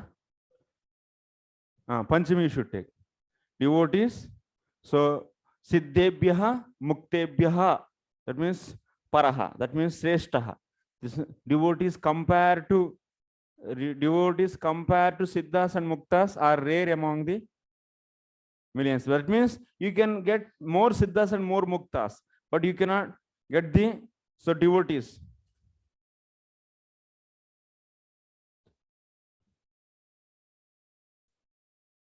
Otherwise, you can do like this. Devotees. You can do like this also. Sorry, one second. Devotees compared to siddhas and muktas are rare. So Panchami you are taking. Actually, superior, that word is not there. Extra word I gave actually. I removed that now. The perfect translation is like that. Devotees compared to siddhas and muktas are rare among millions of people.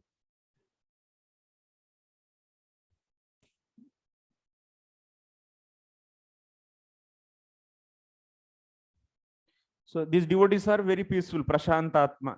Devotee is a Prashantatma you can take. That's a Visheshana, simple.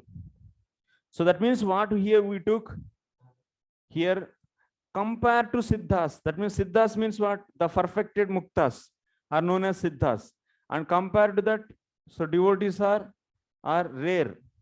Compared to that also they are rare. That means in the society you can find more siddhas, but devotees are very rare. And many are trying for the liberation, and that few are becoming the Jivan Muktas. So, and that few are becoming the successfully, that means successfully marrying into the Brahma. Compared to them also, devotees are very rare, because finding is among the crows. Okay, this is the meaning of this sloka here. Now you should understand. Atra, I am atra vivekaha. So here, okay, this is clear. The meaning of this. So now you will be going to the some extra points. I am vivekaha.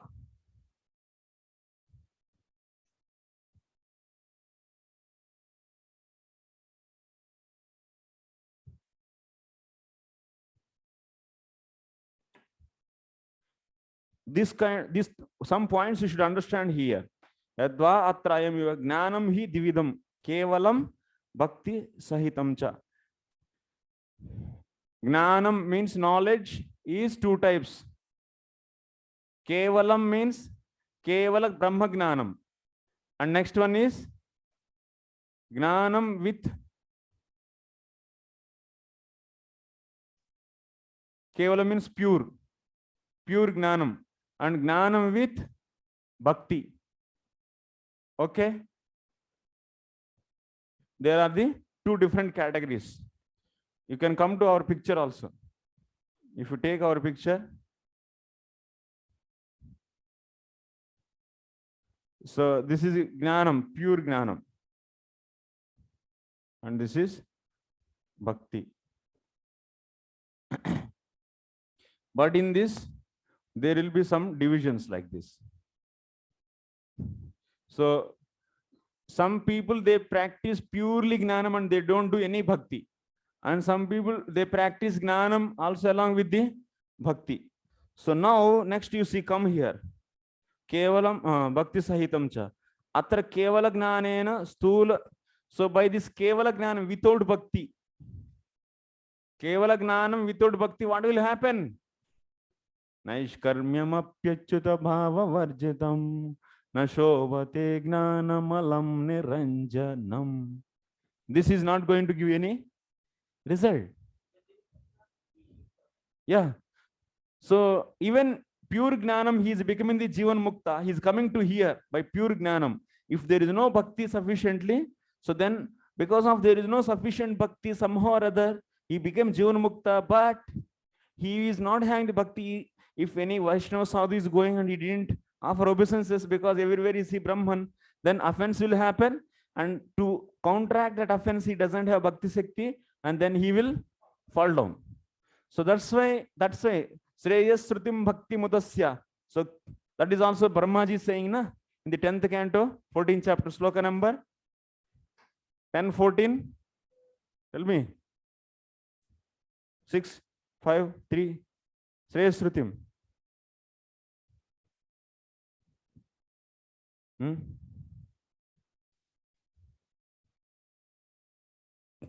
Stula Tush. That means Kevala Gnanam, practicing Kevala Gnanam is what? Is a husking, that means beating the empty husk. So that's why there is no result. You can see the sloka number that. Huh? 232. So next. So they will not be getting any, Kevala Gnanis will never get any Brahman realization. There is no Brahman realization for the Kevala Gnanis. But Gnanam with Bhakti, what will happen about this? It is also now two types. Gnanam with Bhakti is two types once again. Okay.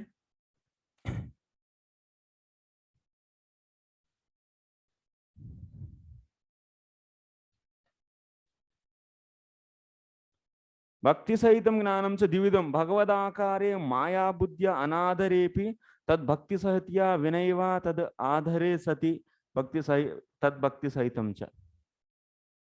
So that means Gnanam with Bhakti. So without respect to the Lord,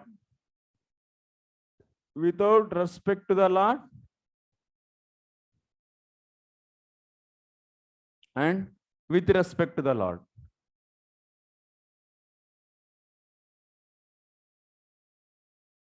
Like you have two categories. Gnanam with Bhakti. So without respect to the Lord, with respect to the Lord. So two types are there. That means what? Without respect to the Lord means they are worshipping Vishnu and also practicing the Gnana. They are doing Bhakti. But that means worshipping Vishnu. That means they are doing Bhakti. But they don't have respect to the Lord means they don't consider Lord's body is completely transcendental. They say it is out of Maya. That means Mayavadis. Who are these? You can say example, Mayavadis.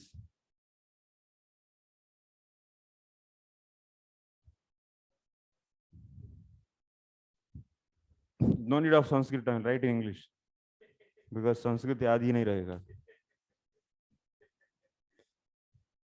वो याद नहीं रहेगा भाई. Bhagavad Akar, if you want to write, you do. Bhagavad Akare Maya Buddhya. That means they don't have respect to the form of the Lord. So Lord's form, you can say simply Lord's form. So with respect to the Lord's form, you can take like this. So that means these Mayavadis, what they consider Lord's form is out of Maya. And these people with respect means they don't consider like that. Lord's form is out of Maya. They don't say like this. they accept Lord's body is transcendental, but they are practicing. So Gnana with Bhakti, they are also practicing Gnana with Bhakti. Then what is the destiny for these people? What will happen to this? That we'll discuss now.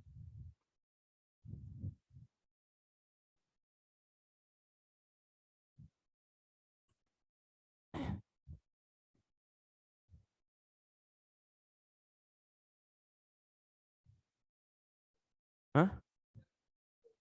10:14:4. So what will happen to the first case? This is the case 1 and case 2.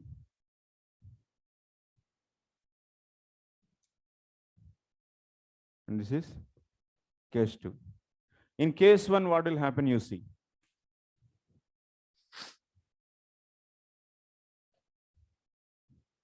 So tatra adye khalu bhaktaah na bhavanti. So kintu so these people will never become. That means they are practicing gnana sadhanas. They are practicing gnana means practicing gnana sadhanas with bhakti, but they don't have respect to the form of the Lord. So these people will never become muktaha. They never become. These people will never become muktas.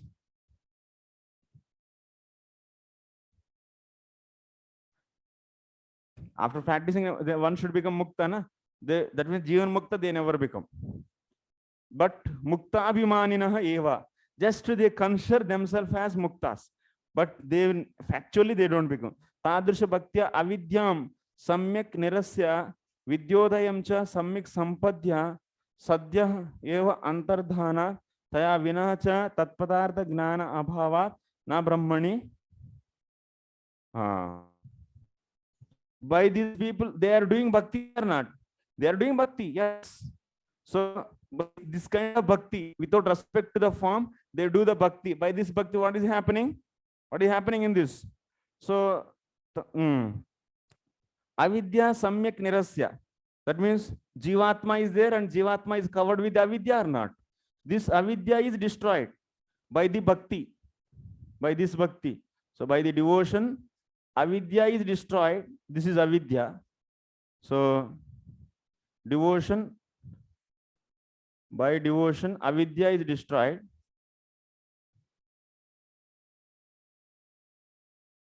But problem is what? So vidyodayam cha, avidya is destroyed and vidya will be, yeah, this is vidya. Vidya also appear. This is avidya. Avidya is destroyed and vidya is coming by doing this kind of devotion in the first case 1. But next what? So vidyodayansa samyak sampadya sadya eva antardhanat. It goes immediately. This vidya disappears immediately. This vidya disappear immediately. Then what will happen?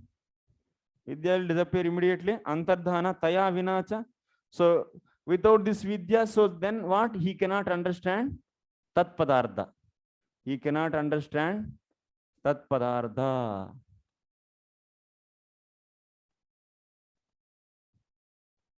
He cannot understand tat padartham.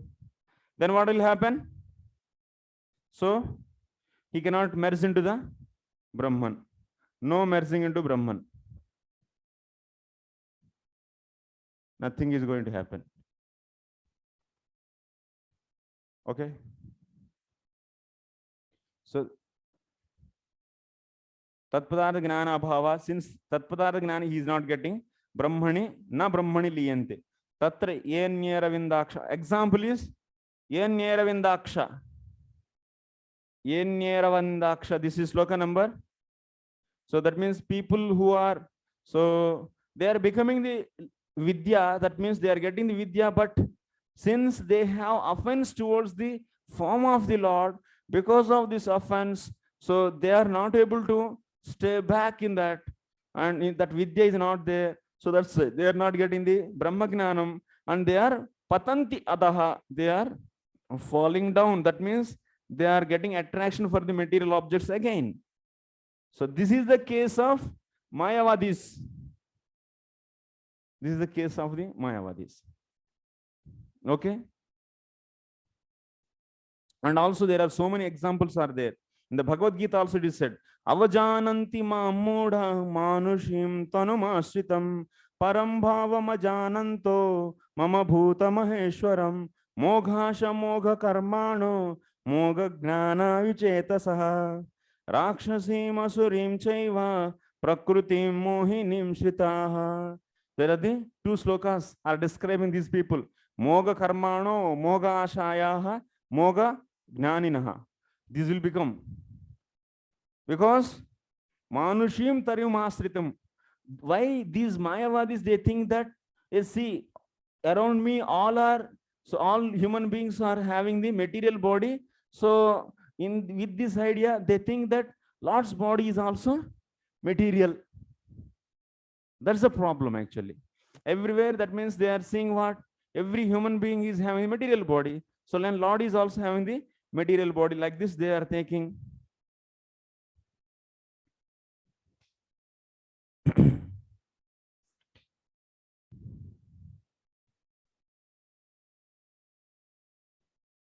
So Madiya happy. So that means, since they see everywhere human being means, so Manushyatvam means, so material body. So here Krishna is also having the Manushyatvam, so it is also material body. So like that they conclude, so Lord's body is also material, but it is little bit different. That is Vidyavachinna Chaitanyam. He considered this as Vidyavachinna Chaitanyam, and so Jivatma is Avidyavachinna Chaitanyam. Like that he may maintain little difference, but he considered Lord's body is also material and Jiva's body like Jiva's body. Vidyavachinna Chaitanyam or Vidya Pratibimbita Chaitanyam. Like that they consider Mayavadis. Understanding? So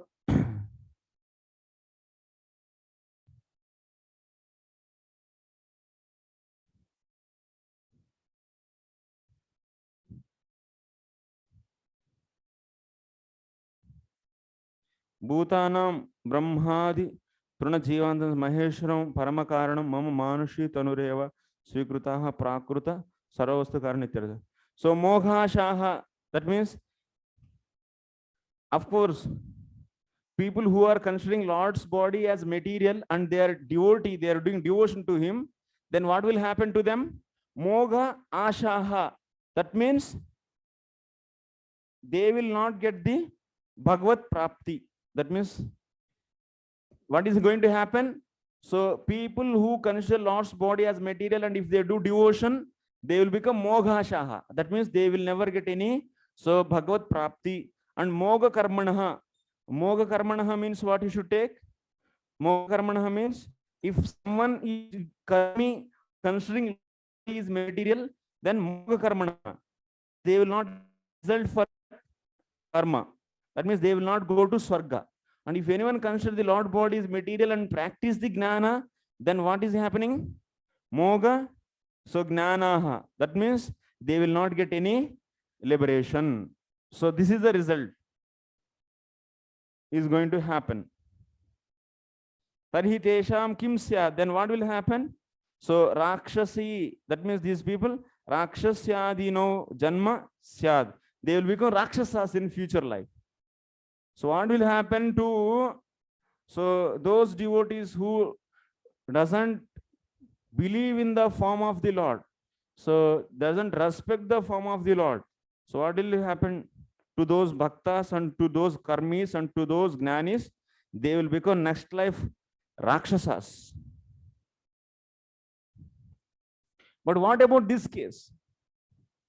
Now we discussed this case, and now this case will be seen. Second case. Ditiyetu avidya vidyayor uparame. Uparame api anuparataya gnana shabhalya rahitaya bhaktya tatpatartha gnatva brahma sayajyam prapnuvanti. So then what will happen in this case? Since they are doing the, so bhakti, so first they are practicing gnana and also along with bhakti they are doing. So because of this gnana, avidya is destroyed. So avidya is destroyed and they will be getting the vidya, and this vidya is also destroyed by bhakti. So then they will be merging into Brahman. Okay. Vidya is destroyed by what? By the bhakti. And avidya is removed by the gnanam.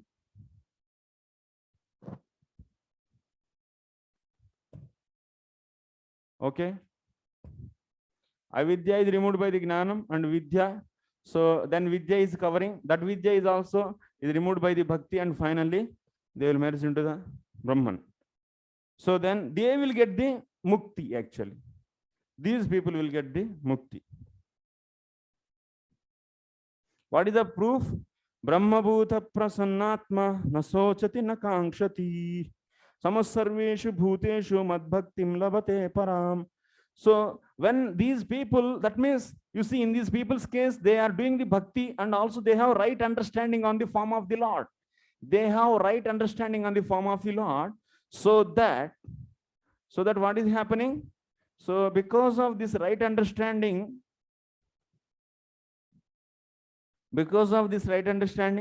so they are getting the success. But they are doing bhakti means they got the association or not? No. Why? Association is there. Otherwise, how they are doing bhakti? These jnanis are practicing bhakti with right understanding means they have association of devotees. They have association of the devotees, definitely. These people are having association of devotees. If that sadhu, whoever is giving association to these people, so if that sadhu is the Shantarasa Bhakta, there is a chance. Because of bhakti only he is getting the liberation. So he is understanding this. So, and that sometimes they may not, if their bhakti is increased and they are getting the, so some inclination towards the bhakti than the gnana, there is a chance because of the influence of the association, they may become devotees also. That's why it is said that, of course, they got the, initially they are the jnanis, so they became jivan muktas. If you see in our diagram, it is very easy to understand. So in this diagram, so this is the karmi, and they are get the karmarpanam, so jnanis association. They are practicing the gnana sadhanas. They became jivan mukta. They cannot go to the Brahman realization without the bhakti. So they got the association of the devotees in this stage, and they started doing the bhakti also with right understanding. So by using the help of this bhakti, their vidya is removed and they will go and merge. This can happen. And when the association of devotees they got here, so they may change, that means their path, and they may come to the Ananya Bhakti also. There is a chance. That means Brahma Bhuta Prasannatma Nasochati Nakangshati. So Samas Sarveshu Bhuteshu. So Madbhaktim Labhate Param. Because of this association, so they may change. The influence of association will be powerful, and they may change the path and become the devotees also. So they will become Santarasa Bhaktas if this devotee is, whoever is giving association is a Santarasa devotee. And they may become Dasyarasa Bhaktas. So if this devotee, whoever is giving association is a Dasyarasa Bhakta. Okay. Sumati Mataji, getting? Hare Krishna, Pranam Prabhu. Yes, Prabhu, to some extent. Yeah. Huh? हाँ. भाई दिख नहीं रहे, तो ये कहाँ दिख नहीं रहे? बोलो ये ठीक है, जूम करो. अभी तो नहीं हो पाएगा, बाद में जूम करो. चलो अभी तो नेक्स्ट टाइम से बड़ा लिख देंगे. ओके. तद अनुग्रह भक्त शांतत्वे शांत भक्त हिति दास्यत्वे दासीति. Okay, this is the explanation. Now write the question. Please write the Srila Vishwanath Chakravarti Thakur's commentary on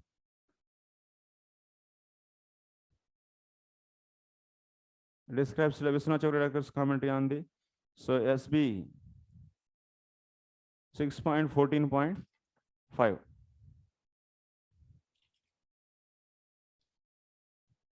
Okay, the purport is very clear, so you should understand this. Then purport is very clear. Now let's Vrutrastu sakatam papaha sarvalo. Marks 15 15 आएगा क्या? हाँ 15 marks डालो. आएगा? आ रहा है या नहीं? हाँ 10 marks. Okay, 10 marks. Lala, 10 marks.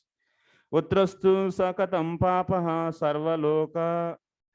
sarvalokopatanah ittam drudamati Krishna asis sangrama ulbane. Uttaransura was situated in the blazing fire of battle and was infamous, sinful demon, always engaged in giving troubles and anxiety to others. How could such a demon become so greatly Krishna conscious? Marks, 10 marks. Okay, next. अत्र नः संशयो भूय श्रोतुं कौतूहलं प्रभो यः पौरुषेण समरे सहस्राक्षमतोषयत्. My dear Lord, so Sukadeva Goswami, although Vritrahasura was a sinful demon, he showed a prowess of a most exalted Kshatriya and satisfied Lord Indra in battle. How could such a demon be a great devotee of the Krishna? These contradictions have caused me great doubt and they have made me eager to hear of this from you. Ultimately, how this demon became a devotee, that is the point. So now he will explain the flashback story. Sri Sota Vacha Parikshitota Samprashnam Bhagavan Badarayanaha Nishamya Sraddhadhanasya Pratinadya Vacho Bravit. Sri Sota Goswami said, after hearing Maharaj Parikshit's very intelligent question, Sukadeva Goswami, the most powerful sage, began answering his disciple with great affection. So then Sukadeva Goswami said, Sri Sukavacha, Shunvashvahato Rajan Itihasamimam Yatha Shrutam Dvaipayana Mukhat Narada Devalodapi. So Sukadeva Goswami said, O king, I shall speak to you the same story, some history I have heard from the mouths of Vasdeva, Narada and Devala. Please listen with attention. Please attention, give attention. Asid Raja Sarvabhaumah Surseneshu Vainrupa Chitraketuriti Kyato Yasyasit Kama Dungmahi. O King Parishit, in the province of Surasena, there was a king named Chitraketu who ruled the entire earth. During his reign, the earth produced all necessities for life. Tasya bharya sahasrani dasha bhavan santanikaschapi nrupo nalebhe tasu santitam. This Chitraketu had 10 million wives, that means 1 crore. But although he was capable of producing children, he didn't receive a child from any of them. By chance, all these wives were barren. No children, but 1 crore wives. Rupaudharya vayo janma vidyaishwarya shri adibhi sampannasya gunai sarvair chinta vandyapa terabhut. Chitraketu, the husband of these millions of wives, was endowed with a beautiful form, magnanimity and youth. He was born in a high family. He had a complete education and he was wealthy and opulent. Nevertheless, in spite of being endowed with all these assets, he was full of anxiety because he didn't have a son. So, Natasya Sampada Sarva Mahishye Vamalochana Sarvabhaumasya Bhuscheyam Abhavan Priti Hetavaha. His queens all had beautiful faces, attractive eyes, at neither his opulence, his hundreds and thousands of kings, nor the lands of which he was supreme proprietor were source of happiness for him. So nothing is giving happiness because no son. Tasye kadatu bhavanam angira bhagavan rishihi lokanucharetanu upagachat yadruchaya. Once upon a time, when a powerful sage named Angira was traveling all over the universe without engagement by his sweet will, he came to the place of King Chitraketu. Tam pujayitva vidivat pratyuttanarhanadibihi krutadityam Sukhasino samahitaha. Chitraketu immediately stood up from his throne and offered him worship. He offered drinking water and eatables, and in this way performed his duty as a host to great guest. When the rishis was seated very comfortably, the king, restraining his mind and senses, sat on the ground at the side of the rishi's feet. महर्षितमुपासीनं प्रश्रया वनतं क्षितौ प्रतिपूज्य Maharaja samabhashyedam abravit. O King Parishit, when Chitraketu bent low in humility, was seated at the lotus feet of the great sage, the sage congratulated him for his humility and hospitality. The sage addressed him in the following words: Sri Angira Vacha. Abhite namayam swasti prakriti nam tata atmanah yata prakriti virguptah puman raja cha saptabhihi. The great sage Angira said, My dear king, I hope that your body and mind and your royal associates and paraphernalia are well. When the 7 proprieties of material nature are in proper order, the living entity within these material elements is happy. Without these 7 elements, one cannot exist. Similarly, a king is always protected by 7 elements: his instructor, so his masters, his ministers, his kingdom, his fort, his treasury, his royal order, and his friends. These are the 7 things. King should become happy by these 7 things. Okay. Atmanam prakriti shraddha nidhaya sreya apnuyat ragna tada prakrutayo nara deva hitadayah.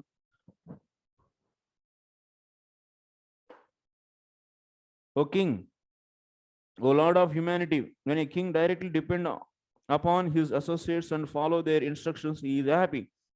Similarly, when his associates offers their gifts and activities to the king and follow his orders, they are also happy. Abhidara prajamatya bhrutya shrenayota mantrinaha paurajanapada bhupa atmaja vashavartinaha. O king, you are a king, are your wives, citizens, secretaries, and servants, and the merchants who sell spices and oil under your control? Are you also in full control of ministers? So the inhabitants of your palace, your professional governors, your sons, and your other dependents. यस्यात्मानुवशश्चेत् स्यात् सर्वे तद्वशा गहिमे लोकाः सपालयश्चन्ति सर्वे बलिमतीन्द्रिताः. If the king's mind is fully controlled, all his family members and governmental officers are subordinate to him. His provincial governors present taxes on time without resistance, and what to speak of lesser servants. Atmanah priyatenatma parataswata eva va lakshate labda kamam tvam chintaya shavalam mukham. O King Chitraketu, I can observe that your mind is not pleased. You seem not to have achieved your desired goal. Is this because of you yourself, or has it been caused by others? Your pale face reflects your deep anxiety. Write the question: who can be a happiest king? So who can be a happiest king? So you should write from the sloka number this 17 to 17, 18, 19, and 20. You should understand, happiest king means they should pay these taxes, this, that, and also these 7 things should be, aspects. So like this. Okay, next. This is how many marks? 5 marks. Next, he is asking, okay, are everything is in right position or not? Why you are so unhappy? Evam vikalpito rajan vidusha muninam api saha prashrayavanato bhyaha praja kamastato munim. Sukadeva Goswami said, O King Parishit, although the great sage Angira knew everything, he inquired from the king in this way. Thus King Chitraketu, desiring a son, bent low in great humility and spoke to the great sage as follows. So then Chitraketu is replying, Bhagavan kim na viditam tapo gnana samadhibhi yoginam dvasta papanam bahirantas saririshu. King Chitraketu said, O great Lord Angira, because of austerity, knowledge, and transcendental samadhi, you are freed from all the reactions of sinful life. Therefore, a perfect yogi, you can understand everything external and internal regarding embodied conditioned souls like us. So tatapi pruchato bruyam brahmanatmani sintitam bhavato vidushaschapi choditastvadanuggnaya. O great soul, you are aware of everything, yet you are asking me why I am full of anxiety. Therefore, in response to your order, let me disclose the cause. So king is now ready to tell what is the reason for his unhappiness. Lokapalairapi prardhya samrajya aishwarya sampadaha nanandyatya prajam kshutrut kama vivapare. A person aggrieved by hunger and thirst is not pleased by the external gratification of flower garlands are sandal pulp. I am not so pleased with my empire, opulence, and possessions, which are desirable even for great demigods, because I have no son. That is the reason. ततः पाहि महाभागा पूर्वैः सह गतं रमः यथा तरेम दुष्पारं प्रजया तद्विदेहिनः. Therefore, O great sage, please save me and my forefathers who are descending to the darkness of hell, because I have no progeny. Kindly do something so that I may have a son to deliver us from hellish conditions. Shisukovacha ityardito saha bhagavan krupalur brahmanasutah श्रापयित्वा च आरुं त्वाष्ट्रं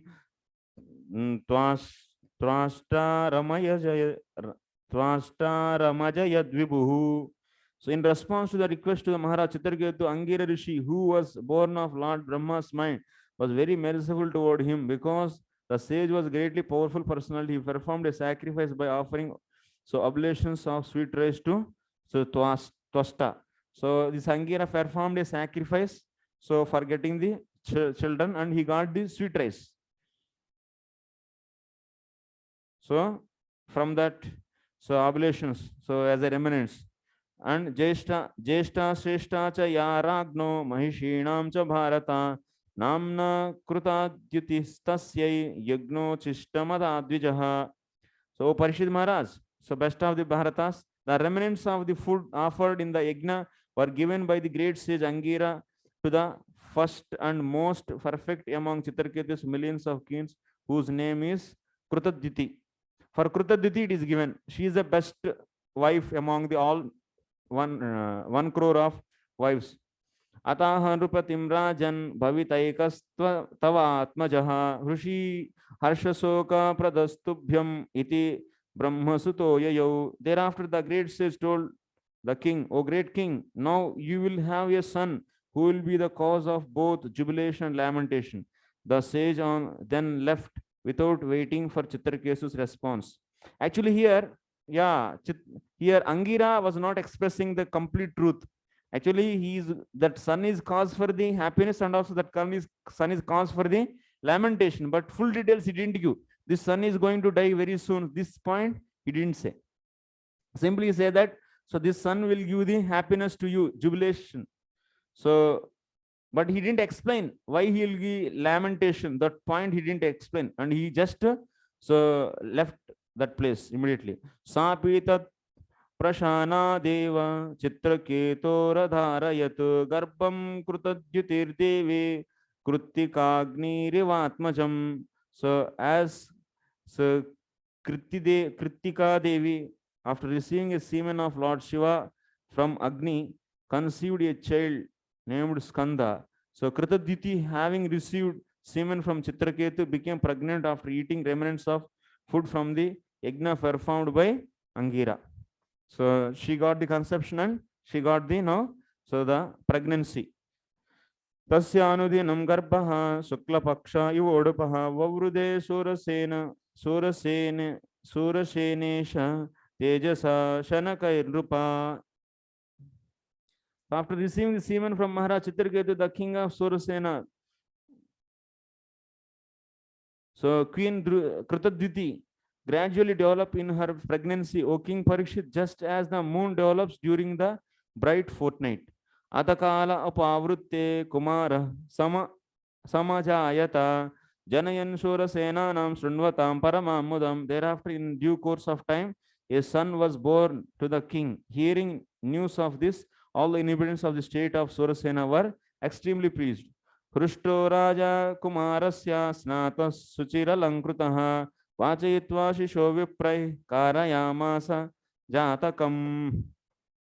King Chitraketu was especially pleased after purifying himself by the bathing and by decorating himself with ornaments. He engaged learned Brahmanas in offering benedictions to the child and performing the birth ceremony.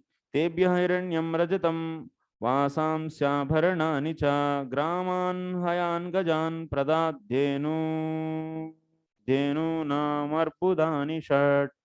Unto the Brahmanas who took part in the ritual ceremony, the king gave charity of gold, silver, garments, ornaments, villages, horses, and elephants, as well as 60 crores of cows.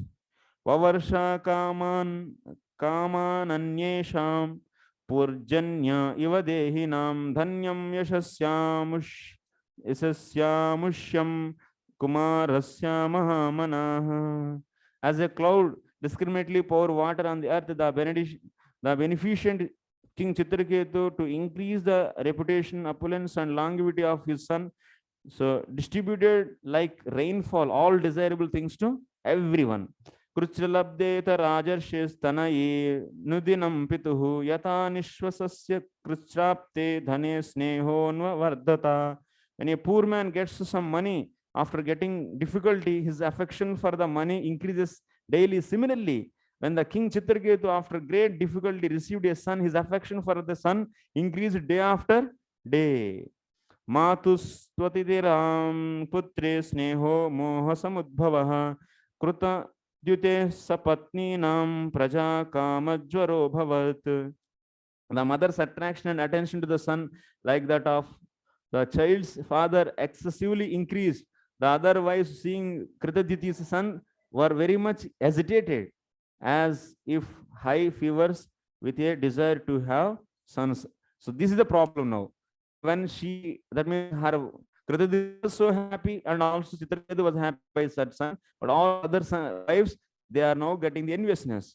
Chitraketu rati pretir yata dare prajavati na tatanyeshu sanjagne balam lalayatonvaham. As King Chitraketu fostered his son very carefully, his affection for Queen Kritadyuti increased, but gradually he lost affection for the other wives who had no sons. So anyway, Chitraketu also stopped his love for the other wives. He is having love for his son and that wife.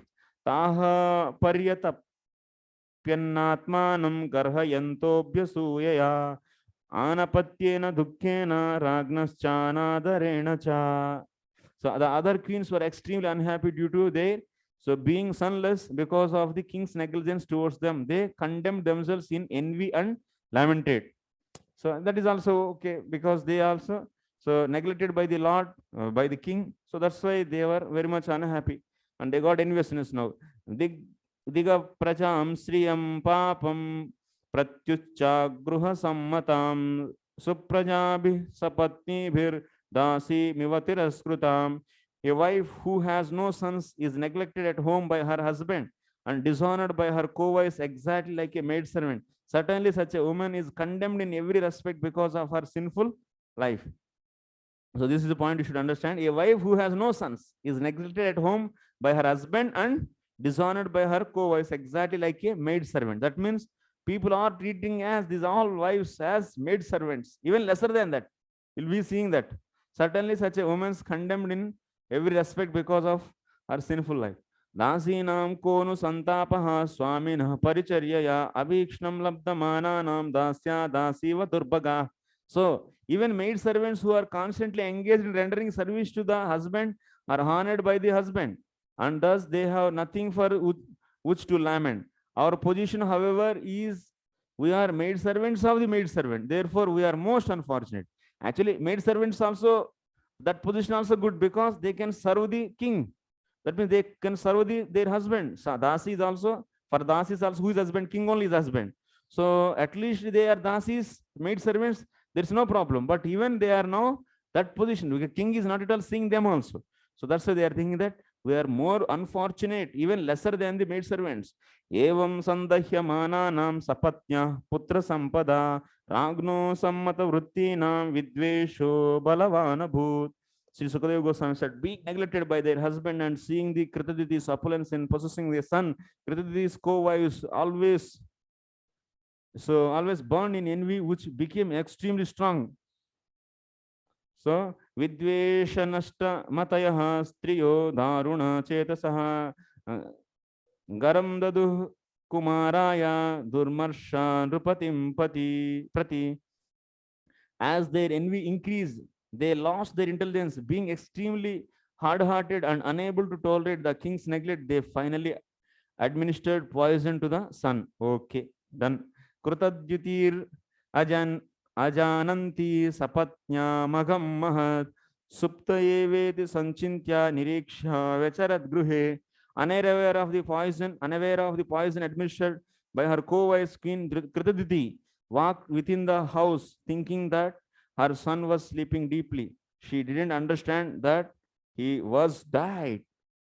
Shayanam suchiram balam upadharya manishini putramanaya me bhadre iti dhatri machodayat.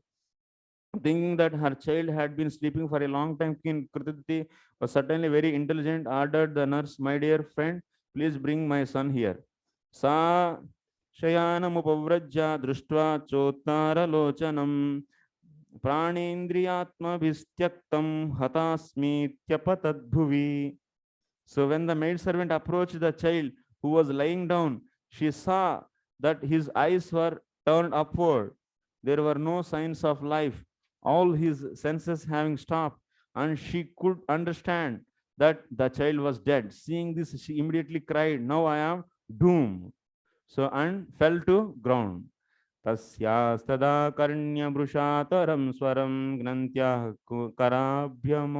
कराभ्यमुर उच्चकैरपि प्रविश्य राज्ञी त्वरयात्मजान्तिकं ददर्श बालं सहसामृतं सुतं.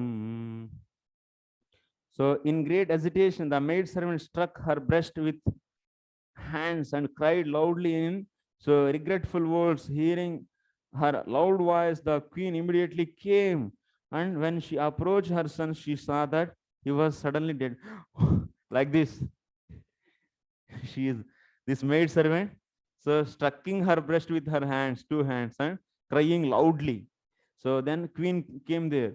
Papata bhumo parivruddaya shucha mumoho vibrashta shiroruhambhara. So in great lamentation, her hair and dress in disarray, the queen fell to the ground unconscious. Tato nrupanta parivartino jana narasya naryasya nishamya rodanam agatya tulya vasana sudukhita stas. O King Parikshit, hearing the loud crying, all the inhabitants of the place came, both men and women. Being equally aggrieved, they also began to cry. The queen who had administered the poison also cried pretentiously, knowing full well their offense. So even all these who gave the poison, they also started crying. Otherwise, yeah, they will come into no. So Shrutva Mrutam Putramalakshitantakam Vinashta Drishti Prapatan Skalanpati Snehanubandai Diditaya Sucha Brusham Vimurchito Nu Prakrutir Dvijayurutaha Apata Balasya Sapada Mule Mrutasya Visraksta Shiroruhambaraha. Dirgam Shwasan Bhashma Kaloparodhato Niruddha Kante Nashashaka Bhashitam. When King Chitraketu heard of his son's death from unknown causes, he came almost blind. Because of his great affection for his son, his lamentation grew like a blazing fire. And as he went to see the dead child, he kept slipping and falling on the ground, and surrounded by his ministers and other officers and the learned Brahmanas present. The king approached and fell unconscious at the child's feet, his hair and dress scattered. When the king, breathing heavily, regained consciousness, his eyes were tearful and he couldn't speak. Patim nirikshoru sucharpitam tadamrutam chabalam sutam ekasantitam janasya ragni prakriti hrudajam rudrujam Sati Dadhana Vilalapa Chitradha. When the queen saw her husband, King Chitraketu, emerged in great lamentation and saw that dead child who was the only son in the family, she lamented in various ways. My son. So this increased the pain in the crores of the hearts of the inhabitants of the palace, the ministers, and all the Brahmanas. Stanadvayam kunkuma pankamanditam nishinchitas Sanjana Bhashma Bindubi Vikirya Keshan Vigalasrajasutam Suchocha Chitram Kururiva Suswaram. The garland of the flowers decorated the queen's head fell, and her hair scattered. Falling tears melted the collyrium on her eyes and moistened her breast, which were covered with the kunkuma powder. As she lamented the loss of her son, her loud crying resembled the sweet sound of kukuri bird. So Sukadeva Goswami is also so. 1111 student is. Aho vidatastvamativa balisho yastvatma srushtya pratirupamihase parenu jivatya parasya yamatir viparyayaschettvamasi dhruvah paraha. Alas, O Providence, O Creator, you are certainly inexperienced in creation. For during lifetime of Father, you have caused the death of his Son, thus acting in opposition to your creative laws. If you are determined to contradict these laws, you are certainly the enemy of living entities and are never merciful. So these two slokas actually, 54 and 55, they have a little commentary. So she started blaming the Lord. Okay, we started blaming the Lord. Then after that, once again it will pick up. I will discuss these 54 and 55 tomorrow, because there is a little commentary is there. So good commentary, actually dialogues are there. Yeah. Yes. How material people see the activities of the Lord, you can understand there actually. Okay, so that we'll be discussing tomorrow's class. Okay, any questions or anything further? Okay, thank you very much for patient and kind hearing for this. Tomorrow we'll finish this chapter and also we'll finish 15th chapter. And yeah, and also we'll finish the next some tomorrow. Yeah, 16th also some portion. Yes, 16, 17 is over. Then 18, 19 you can do self-study also within Ditis. So they are all simple. Only Chitraketu, some subtle points are there. I will explain those. So otherwise, okay, everything is fine. Thank you very much, Srila Prabhupada ki jai.